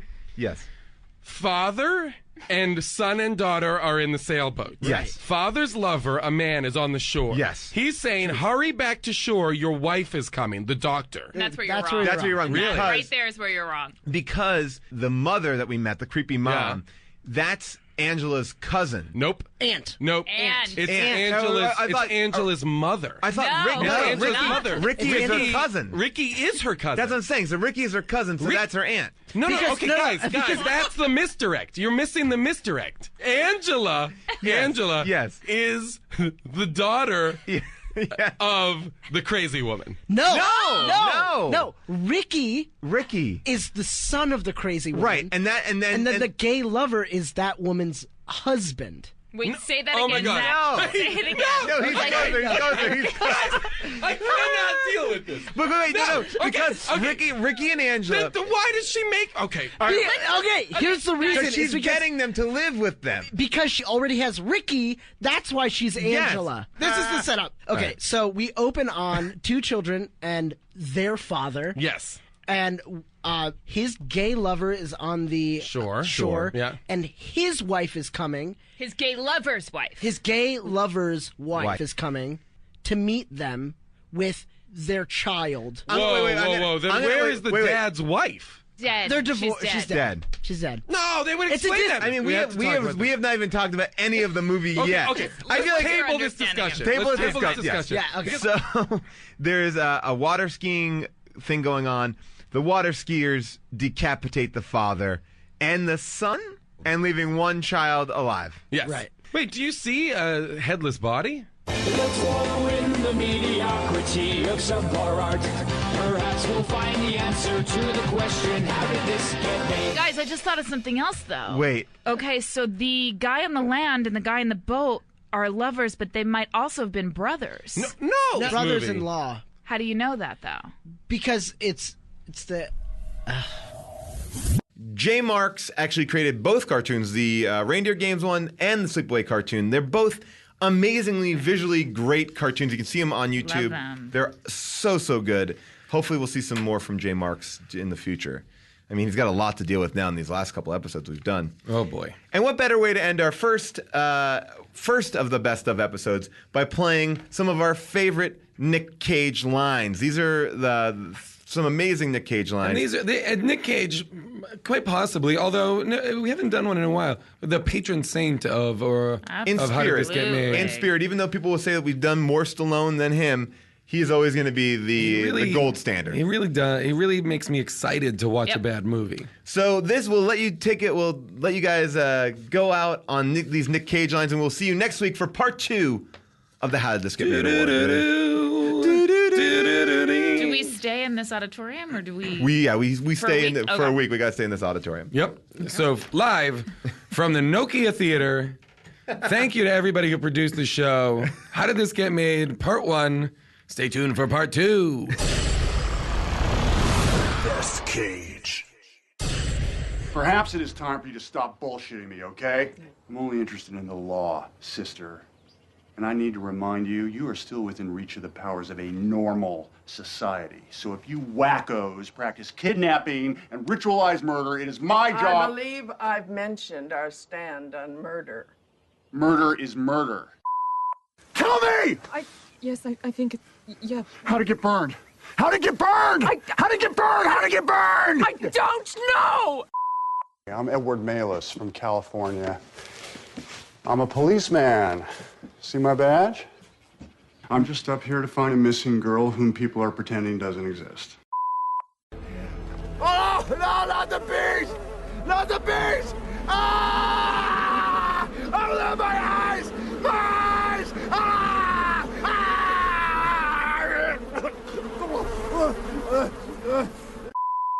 Get off the bike. Step away from the bike. Take your stupid mask. He's right. Oh, come on, you don't really believe That you're a part of this? That I'm a cuckold? What? That your filthy lust invited the man? Why? Every diamond on the market in the United States is registered with the Gemological Institute of America. The weight, the shape, the grade, fluorescence, and ownership are documented, filed, etched into the stone. You get caught trying to pass off my diamonds. How soon before they connect you to my murder? Tune in next week for part 2 of the Howdy Awards.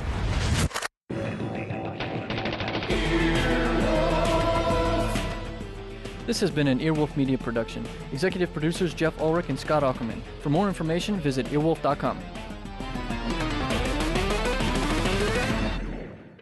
Earwolfradio.com.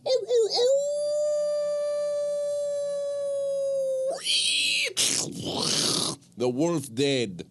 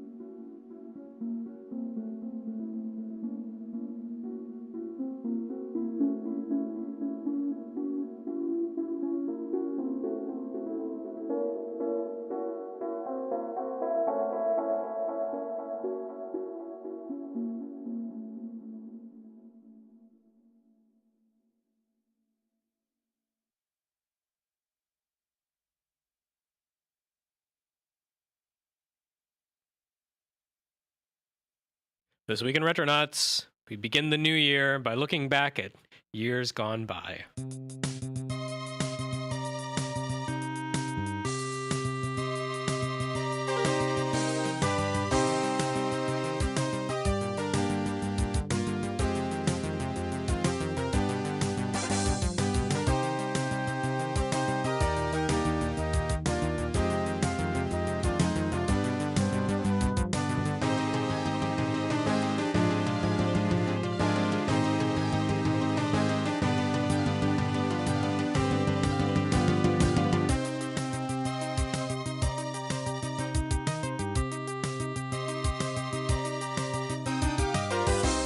Okay, guys, I did an intro. Can you untie me now? I want to leave, All right, please. let him out. No, Jeremy, you cannot. God, I killed this podcast. Why won't you die? Back to posting comments on IGN. Get outta here. Wow, he's not a happy camper.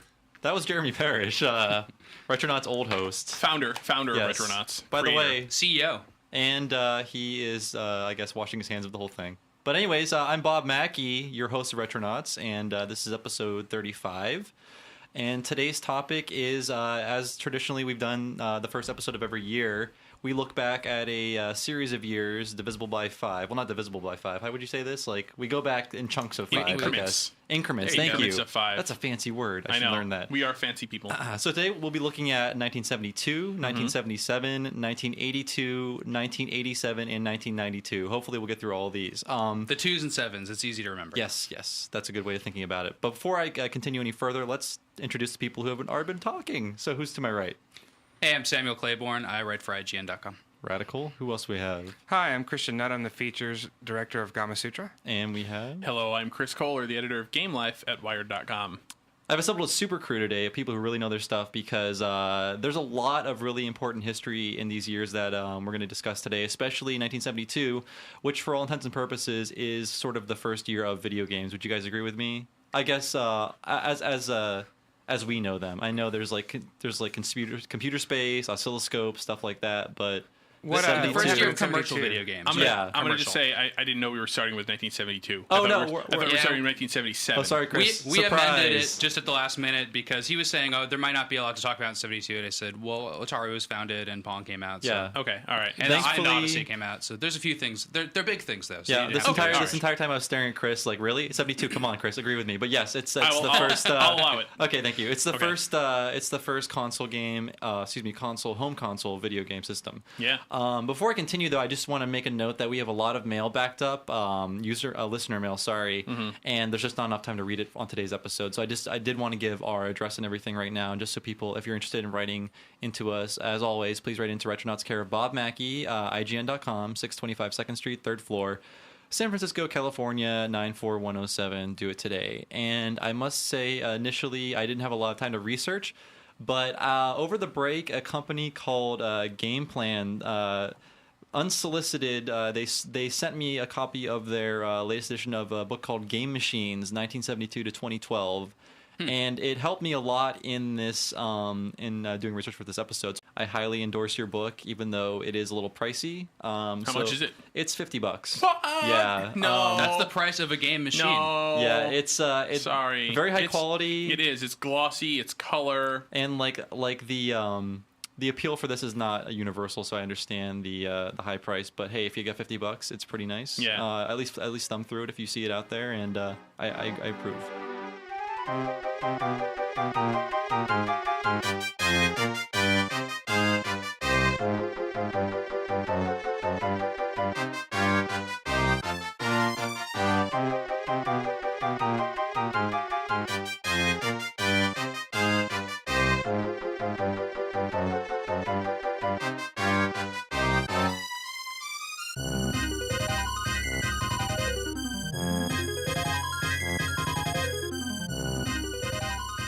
So, guys, want to start with 1972? Actually, before we start with 1972, yes. Since it's 2012, I wanted to point out that an increment of 5, 200 years ago, in 1812, Charles Babbage first came up with his idea for a computer. And then he invented the store Babbages. And then he, Which we then he shop at- opened the store Babbage's. Oh, okay. They didn't sell anything. Which I bought my back Sega then. CD at. They sold like used It abacuses. was very difficult for him because they hadn't invented the shopping mall yet. Oh, damn it! And then he actually produced the machine in 1822. So there you go. That's another counts with our Wow, year scales. we're But that going- was 200 years ago. That's Just amazing. now, somebody came up with the idea. He was reading a table of logarithmic solutions, and most of them are wrong because they would make these giant books of them, and then they still would be off by a little bit because it took all this calculation. Right. He was like, you know what, a machine could do this better. And then I was like, I'm gonna play Pong on that machine. He had no idea what it would lead to, Yeah. which is us four guys sitting And in then a room. and then he wrote the design doc for Thrill Kill, which sadly never came out. He revolutionized pornography. So what you're saying is Charles Babbage eventually Charles Babbage, pervert. His work eventually made the Wu-Tang Clan fighting game. Yeah. Which is what Thrill Killer became. You can draw right? an unbroken It line. is. It didn't. I mean, it's not. It didn't literally become that. It was the next game the team made with the same technology. I thought they modded it. I don't or think something. it was. I mean, I don't know. It's probably hazy. Okay. You know what I mean? Well, regardless, ODB, RIP, and let's go to 72. Unless we have any other strange historical anomalies. But thanks for bringing that up, Sam. That was really Sure, interesting. I'm sure something else happened in every series of 5 years that I can relate to it. But. So, and you guys, like I said, I didn't have time to do a lot of research. So if you have anything to add or any corrections to make, jump in. So 72, we have 3 important things that I pulled out. So let me just name those. We can go into them in greater detail. We have the founding of Atari and the release of their first game, Pong, which is the arcade Pong. The console Pong would not come out for a few more years. There was 4 months in that spread too. Atari formed in June, and Pong was out in October. Right. That's amazing. Yeah. As a playable, marketable machine. Mm-hmm. And then we have the Magnavox Odyssey, which was the first home gaming console. And then we also have sort of a revolutionary game as far as interactive fiction / adventuring / RPGs is Hunt the Wumpus, 1972. I saw that name, and I had never heard of it before. So only what I've read about it recently. I know. It is sort of the predecessor to games like Zork and things like that, where it's sort of There's always a predecessor to those games. Every time I think about Zork, it's like Colossal Cave, and now Hunt the Wumpus. And Ultima has a Calabeth. So do you guys want to talk about the founding of Atari? I'm sure Chris can speak to this. He's sort of our historian for this episode. I'm heaping this all on your shoulders. If I'm the historian on the show about history, there's what is it that you Ted three Dabney, are? right? I let people talk. And Nolan Bushnell. Yeah. And they were at Nutting and Associates. And apparently Bushnell just played a Magnavox Odyssey in April of that year. That's right, and he was not impressed. But he just thought he could make money off of it. They had basically so they were working at this company Nutting and Associates, right? And which and also Bushnell made a was, game. We should mention. Well, Bushnell was putting together with them a version of the game Space War. His sort of flash of inspiration was he used to work on boardwalks and see things like pinball machines and such. And that's where he became a carny. And seriously, this guy has so many elements of carnyism. I mean, he makes illusory companies to mask his own company. Sure, he had he's a huckster. He had a carny background, right? And so he had gone to the University of Utah and he had played Space War, which was the early computer game. Essentially, it was played on this at that time it cost $20,000 to buy one, and that was after the price had come down significantly. Have you guys played a PDP-10? Never played a PDP-1. I've only seen the one there's at the Computer History Museum in San Jose, and sometimes they let people play it. Right? Well, apparently, sometimes Steve Russell, who was one of the guys who programmed that game, actually goes. He's still alive. He goes down to the Computer History Museum and he hangs out there and he gives demonstrations of it. Yeah, we got to do that for Retronauts lunch. That'd be great. We should field trip. Yeah, cool. Let's find out what he's going to do for that. Live podcast, so, 15 minutes. But Bushnell wanted to essentially put together an arcade version of that, figuring that crossing that with a pinball machine, he could make a whole bunch of money. And so he kind of started building one in his house. And essentially, eventually this became Atari. And that game did not do very well. But yes, as you said, it was too complicated for people at the time. At the time, we have to bear in mind that everyone thinks about Pong being so simplistic, which it is. Yeah. But that was people had never encountered really anything like this at all. It was like playing Asteroids, and if you think about, Asteroids was a pretty complicated game. Even now, it's hard to start a game of Asteroids and not die, right? At least, imagine knowing nothing about video games and trying to do it. At least Pong was rooted in something that we had an understanding of. A metaphor. Okay, before we split hairs or go any further, I kind of want to figure this out. What is the first official game, video game, Is it like Tennis for Two, one of those oscilloscope games? And there's like a tic-tac-toe before Tennis, that. exactly. Tennis for Two is one of that collection of games that, you know, like people had done things with early computers and made games out of them, and then they were dismantled and basically forgotten about until much, much, much later in terms of, you know, people kind of digging up old history, trying to figure out what was the first game. And it's, I mean, there's no good answer. Reading about OXO, which was a tic-tac-toe game that was from someone's, like, I believe it was like doctoral thesis or something like that in the 50s. Like, you know. Yeah, like probably not even publicly exhibited. No, it was. But whereas Space War was, like, people actually played it. They would come in and visit the lab and but play these Space these War. things were essentially predated Space War. And so, you know, if you want to, you know, Space War was 62, so which puts us on the same. Yeah, there you go. Okay, math. wow. right. So the math we've chosen, just luckily. The Odyssey was the first home video game system. Right. The first kind of commercially released arcade game was Computer Space, which was which is on the back of your little book there, the yellow version of it. Space right there. And one recently appeared on Craigslist in San Francisco. And it was gone within, I'd say, 30 seconds. What was the asking price? It was not, and it was a picture in the corner of like a cluttered garage. Wow. That never happens. Wow, that's that is crazy. quite a It's find. really cool. Yeah. And so we don't really know I how offered much it sold 600, for. but I'm sure it went for like 14. I'm sure it went for significantly more. Yeah. But the Odyssey is relatively primitive. A lot of the graphics of the game were dependent on overlays you put on your TV. Yes. Very primitive, and, in fact. I'm just curious about this. This is a Magnavox console. Did Magnavox, and they sold it at their stores only, from what I understand.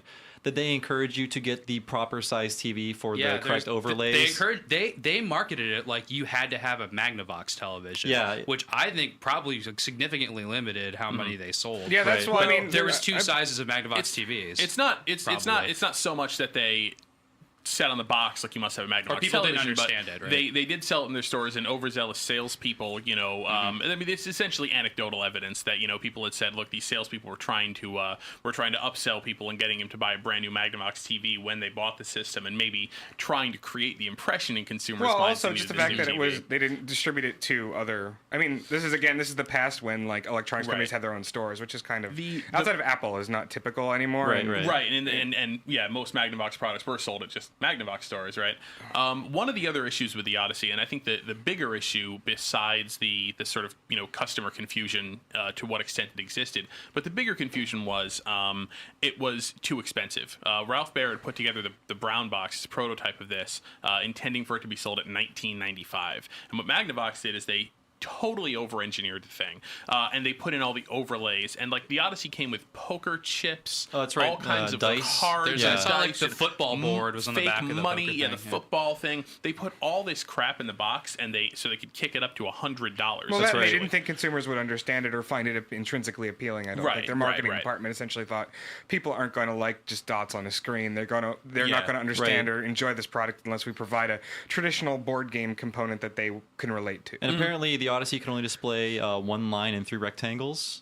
Basically. So that's part of the reason for the overlays was also to take the very limited capacity of it and create new metaphors, you know, for the same game. Like, now Pong is hockey. Now Pong, or it wasn't Pong. You're just moving a dot around the house. Now this is hockey. Now this is football. Now this is soccer or whatever. You know, now it's a Haunted Mansion kind of game where, you know, I don't get how that game works. It's just like the light goes behind stuff. It lights up different parts of the TV screen, but it all works with the cards and things like that. Yeah, so you're rolling the dice. It's not just the overlay in the game. Right. So very, very primitive, and it sort of reminds me of like the fact that the game itself exists with parts outside that are not gamey, like dice and cards. It feels like one of those old VHS like board game things where you watch something and then you do something off screen or whatever. Yeah, so. This is Odyssey, the new electronic game simulator. You attach Odyssey to your television set in seconds to create a closed-circuit electronic playground. Odyssey is tennis, roulette, football and hockey, analogic, and geography. Odyssey comes complete with 12 electronic games and educational experiences. Many more are optionally available, like a shooting gallery, a prehistoric safari. Odyssey is an electronic teacher. Odyssey is a total play and learning experience for all ages. Odyssey. It's new from Magnavox. Odyssey. That's significant aspects like 2 controllers though. What's and that? They had like a 2 controllers. That's pretty cool. Mm-hmm. Right. And it had the way the controllers operate is they have X and Y access, but they're not on the same thing. So one side you're kind of turning a knob, and the other side you're turning a knob, and I don't think that's very intuitive for that kind of thing. And, although with Pong it is. Yeah, you put English on the ball in mid-flight. There was a knob for English, so like if the ball was going in a straight line direction, you turn a knob and the ball would suddenly start curving. Yeah, I see the controllers are labeled. One is horizontal, one is vertical. Yeah, and it's really funny because before basically, which makes sense to TV engineers. Yeah, which is who made it. Exactly. Before the Atari 2600, which we'll get to later, like video game controllers look like you're controlling like a sewing machine or something. I mean, basically, there was no grammar as far as what a controller should be. So they're very bizarre. Did anyone ever play an Odyssey? I never have. Yeah.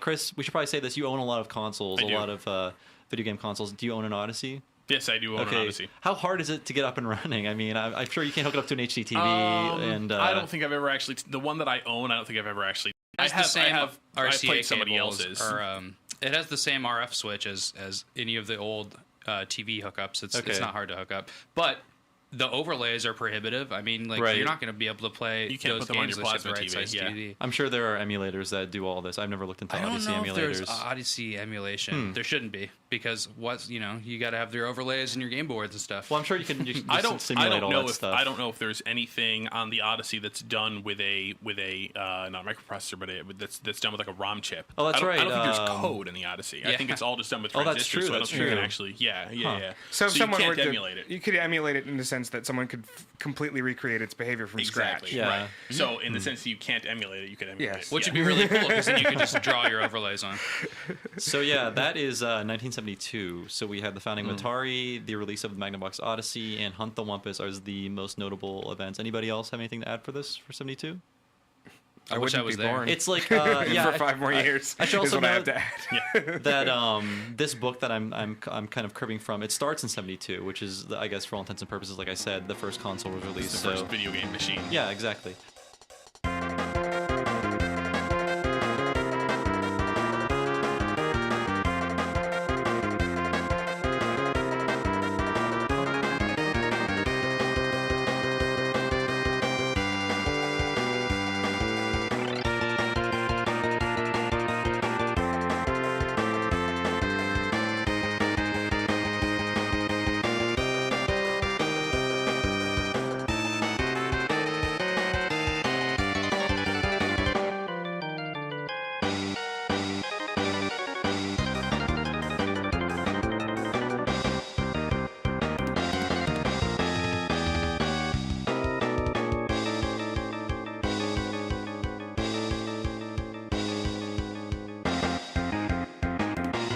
So hey, let's move to 1977. That's a lot bigger deal, I think. There are a lot of Yes. huge things in 77. 77 is big. It is very 77 is big. also the first year that I took notes for prior to this podcast. So Let me go over what I have, and then we can see where we're going to break it down from here. So I have a lot of gaming platforms. We have the Tandy TRS-80, the Apple II. Yeah, the Apple II is a big one. The Commodore PFT, the Atari VCS, mostly known as the Atari 2600. There we go. And the Nintendo's Color TV game, which I believe was their first game console, and there were 5 unique versions of those. yeah, and it was a dedicated system, which means that it just played versions of Pong. You know, Yeah, we should games talk were in built what happened in the intervening years, which is that for the first until that era, once Pong hit in the arcades, companies started making dedicated consoles that played one game or a selection of slightly modified versions of that one game and no interchangeable cartridges. Like you can go to Sears and get your Pong machine or whatever. And despite having cartridge-like things, Odyssey was that too. Like, it was not programmable. It was just It was not programmable. Yeah.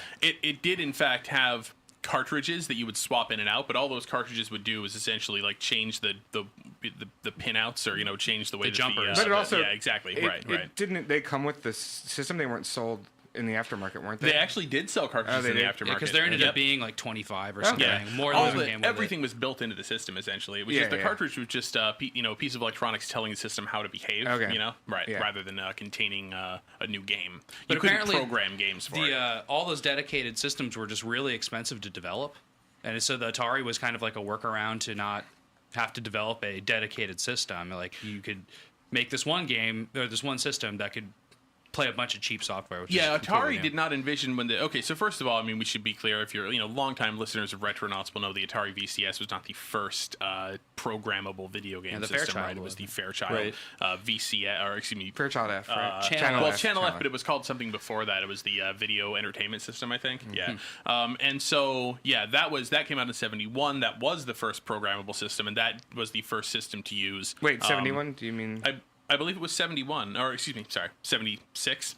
Yeah, so Yeah, it's 76. Sorry, here. I'm still in 1972 mode. So it came out in 1976. Right. That was the first one to have computer code on a read-only memory chip, which you could write, and then the game would the machine would execute that code, as opposed to simply being built of solid-state hardware. And Atari was aware of it. They thought of them as competition. Yeah, and what Atari did not see when the VCS, when it released the VCS, or the Atari 2600 as they would later call it, they did not envision, although they did not envision the video game market as it is today. They did not see like you would make this console and you would just have this one console on the market for 5 years and then you'd keep making games for it. They saw it as just an extension of the dedicated system line, but as you said, a way of taking the cost of the games out of the system and then kind of selling them separately. They figured they'd bring out the VCS, sell it for the 1977 Christmas season, and then maybe get one more Christmas out of it and then move on to the next thing. But what they did not envision was they would bring this thing out and then continue to program software for it until the mid-'80s. Yeah, hung in there for a long time. And they assumed the software would all look like Pong. I mean, we're talking about 10 years of the same game. Only Atari makes the world's most popular home video games. The only Space Invaders. The only Asteroids. The only Pac-Man. The only Missile Command. And soon, the only Defender. And the only way you can play any of them is on a home video system made by Atari. Atari today. Yep. That was what they envisioned. They built it to be able to handle 2 paddles and a ball, or at the most 4 paddles and a ball, or 2 tanks and 2 bullets, and that was that. And so everything for the VCS, and this is summarized in a really great book called Racing the Beam by Ian Bogost.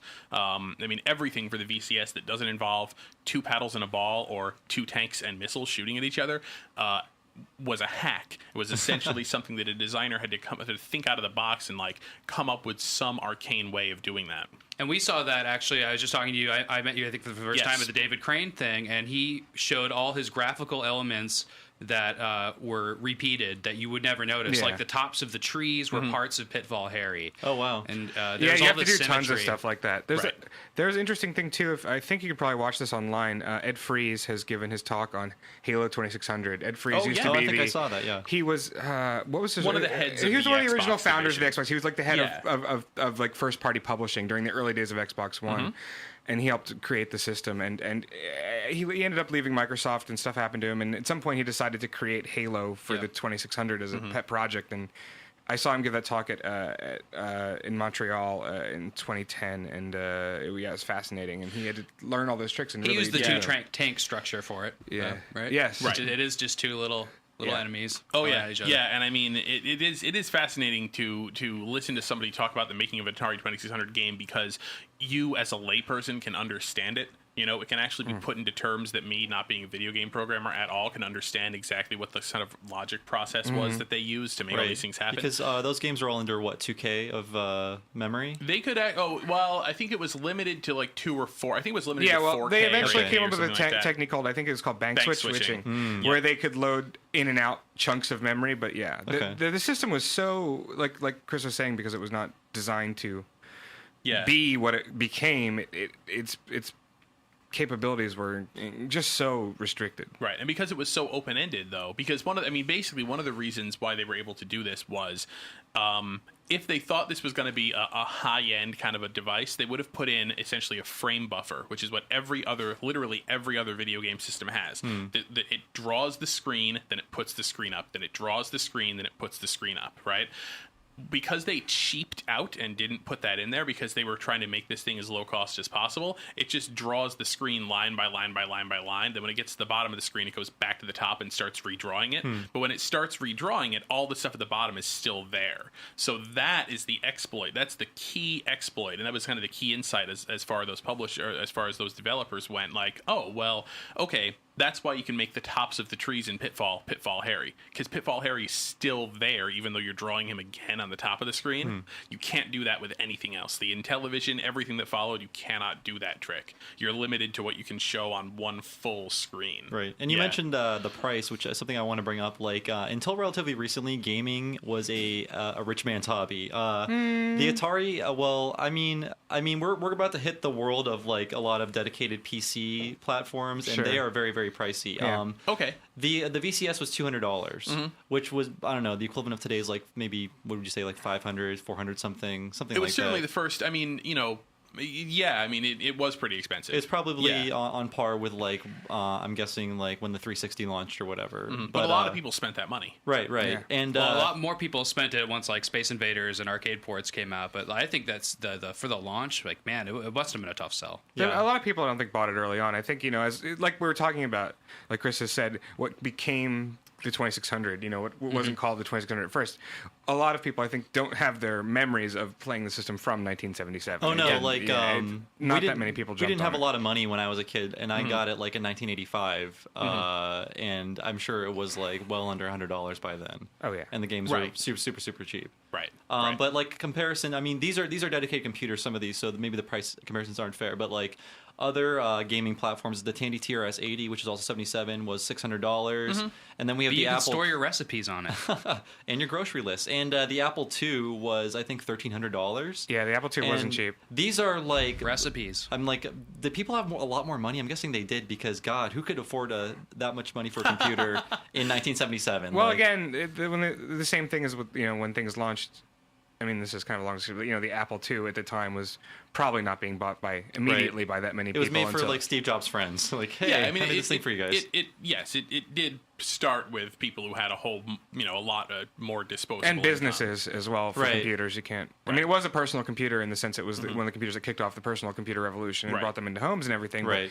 A lot more people were also, you know, if we're going to have 80s computers, which is sort of a digression, the C64 was more of a consumer product than the Apple II. Yeah, and the price has dropped a lot more since then. But it didn't take very long for prices to drop, such that, you know, most middle class homes in America were looking at getting some kind of personal computer. There was always a premium you could charge for a personal computer versus a video game system, though, because video games were toys, and they were toys forever until they became media centers very recently. Right. And you just can't charge that much for a personal toy. computers were fundamentally toys. Yes.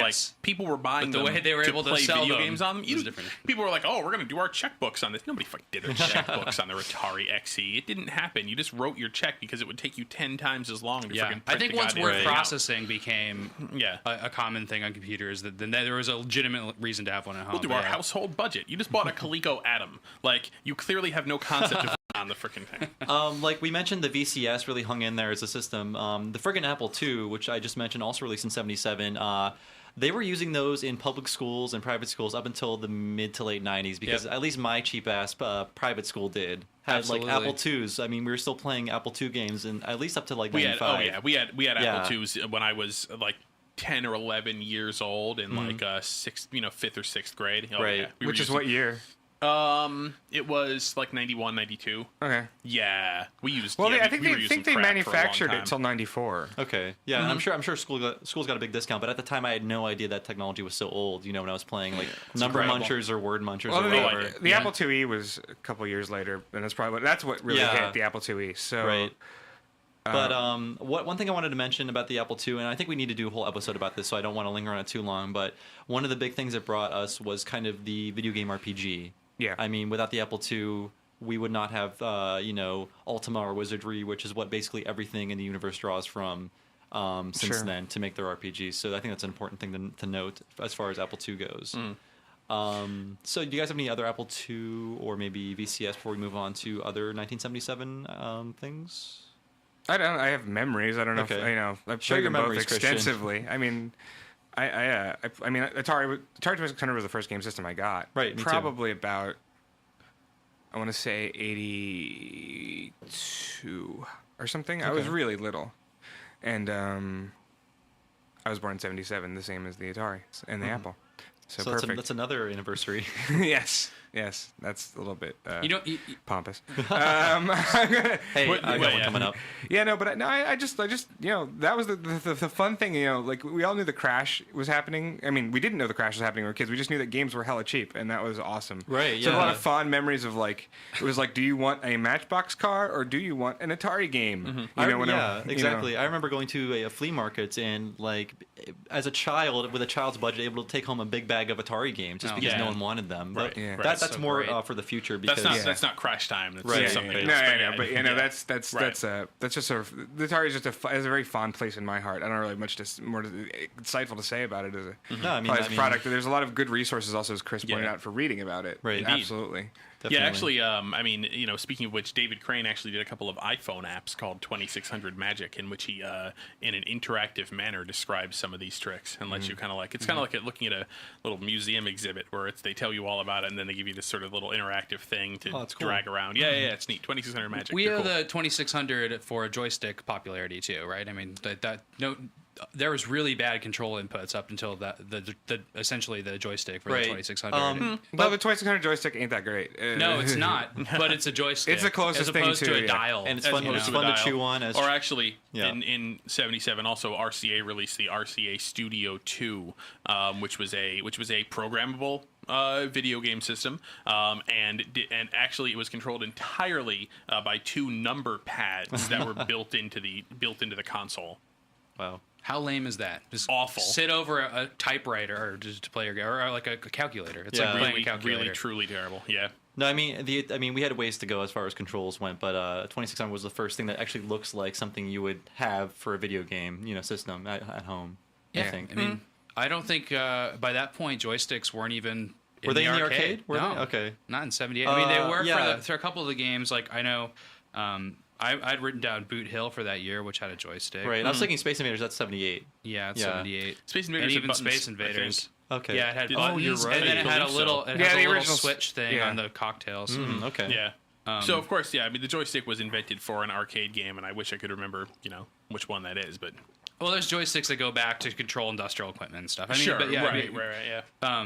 But the joystick in the Atari was pretty stinky. Yeah, it was. All my friends had the top broken off, like the rubber was broken off, and they had the just the white plastic. I think it's sticking because or the dog could shoot on the end. No, I think some people said it was better that way. Like some people swore, at least kids. Oh, they would remove it. Yeah, they would intentionally remove just slides the. off. That thing, I will say this about that joystick: it took a hell of a lot of abuse. It did. Yeah. Right? I mean, you unlike see a the lot paddles, missing which the rubber broke thing instantaneously. Yeah, exactly. Or like the Atari 5200 joysticks, which broke instantaneously. Oh yeah, those those Atari joysticks, people really treated them badly, and they stood up to it. Yeah, just like a Nintendo pad, and like that. What's interesting to me always is that the switch from controlling directionally with your right hand to the NES D-pad.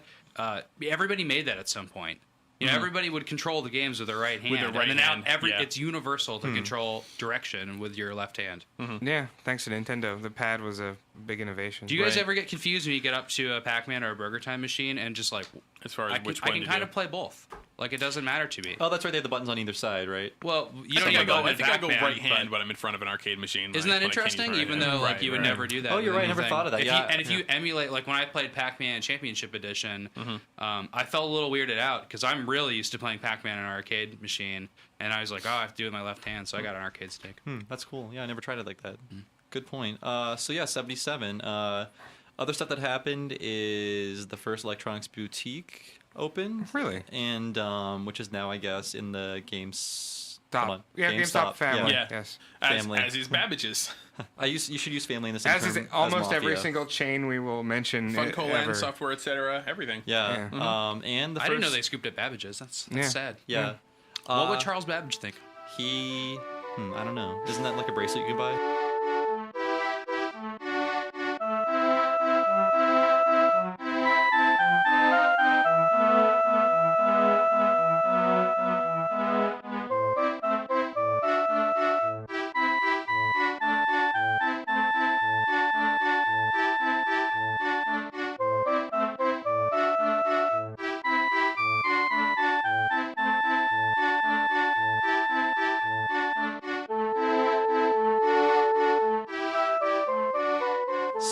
Let's move on to 1982.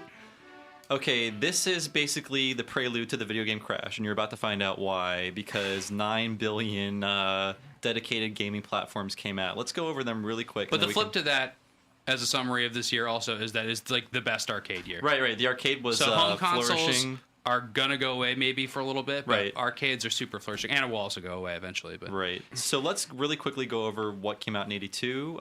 We have the CBS ColecoVision and the Coleco Atom. We have the Entex Adventure Vision. If you've never heard of that, I only found out about it today.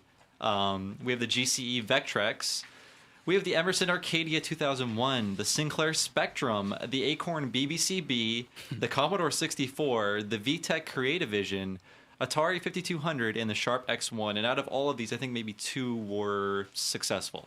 Yeah. The Which Spectrum would those be? And the Commodore 64. Probably. Okay. Yeah. Yeah, that's what I would say. And only one was truly awesome, and that's the Vectrex. The Vectrex was really cool. So yeah, I I mean, was fond for the ColecoVision. I have a real fondness for the ColecoVision anyway. The best console by a leather company ever to exist. 1982 was when everybody kind of went all in, getting ready for the crash. Right. Like, just did a whole bunch of shit that essentially would cause the video game industry to just go to the bathroom a year later. This is the year of ET. That is the year ET came out in theaters. That's right, I believe yeah. it may be the year that the VCS game came out. Oh, it was. It is, yeah. Christmas. It was. Christmas, yeah. Because infamously programmed in 6 weeks, 55 days, whatever. I don't know. Yeah. 6 weeks. I have this weird like corollary between 1982 and maybe like some point in the mid 90s, like 95, where there are all these things just flooding the market. I'm really surprised we didn't have another crash at that point. When? Like in like 94, 95. We did. I mean, we essentially did. Was there like a mini crash that no one really... There was a mini crash. People did pick up on it. Okay. But the thing was that by that point, the video game industry was so big that like what happened with the crash wasn't so much that like everybody's bottom line dropped and a bunch of companies went into the red and they all went bankrupt, which they did, but everybody, like retail buyers, everybody freaked out and were like, video games are dead, and they stopped buying. Yeah, like, or that they were a fad. Or that, And yeah, that exactly. they're just Like, gonna go the out of video public game fad consciousness. is over and the industry is dead. Let's move on to the next big thing and not video games. Which is And so probably what, why... what happens is... Oh, sorry. All the buyers stopped buying games, so it kind of snowballs. In 94, 95, everybody knew that video games weren't dead. Right. They So weren't going companies anywhere. went out of business. Big games bombed. A lot of bad shit happened. A lot of people lost a lot of money because there were all this money getting thrown into, bad projects or black holes. But nobody closed up shop and said video games are over, I'm getting out of here. Right, and that thing you said about, we weren't sure if video games were going to be around forever. Like Coleco, when the ColecoVision failed, or whatever you want to say happened to it, they made Cabbage Patch Kids. So let's go make a fad. Well, what they did was what everybody did was they all moved into personal computers, and with varying success, I think degrees of it's success. probably worth mentioning instead that Coleco, not the Cabbage, because the Cabbage Patch Kids were all just simultaneous. I don't think there's a cause and effect relationship between the ColecoVision, but there was a cause and effect relationship, as Chris was saying, between the ColecoVision and the Atom, the computer for the Computer. Yes. So people thought that video games were an intermediary product. That you had the video game systems, but now that you can have if you can have a personal computer, why would you want a video game system? It does all the things the video game system does and more. Futurists are looking and saying, oh, every home is going to have a personal computer very soon, so they'll just have that personal computer. That will take care of all of their needs. You're not going to need these sort of dedicated video game only devices. They're a relic. They're a thing of the past. They're like, transistor radios when... And salespeople at stores were telling, parents, like, why buy your kid an Atari when you can buy them a X, Y, or Z It'll computer? computer? Help you go to college and all that stuff. Yeah. So do their homework. Atari XYZ computer. Something interesting happened around then too, in which the VCS was finally outdated. Like, arcade games were much better than the VCS at the time, and it was still porting games that just wouldn't work on it. So there was not a viable home console that wasn't a computer that was really expensive. Well, there was the 5200, but it didn't really make any waves. That was also 82. Would you have trusted Atari after that? No. No, and that was it. I mean, everybody was just so high that they were just like, oh my God, we're going to make this, and we're going to make that, and we're going to make this other thing. I also believe that if I recall correctly, that was 3 conditionals, that the 5200 was, they decided internally at Atari, / Warner Communications at that point, I believe, to not make the 5200 affordable because they were terrified of killing off their 2600 business. Right. We can actually look that up. This was the first time that anybody had attempted a generational hardware shift. Nobody had done this before, so nobody really knew what to do. The most earth-shattering ding-dong. the most realistic joust. Pole position at its best. Only the Atari 5200 Super System plays them. Moon Patrol with arcade graphics. Real sports baseball. You're out. Only on Super System. 2,600 games, the adapter plays them all. The Atari 5200 Super System. Its only competition is you.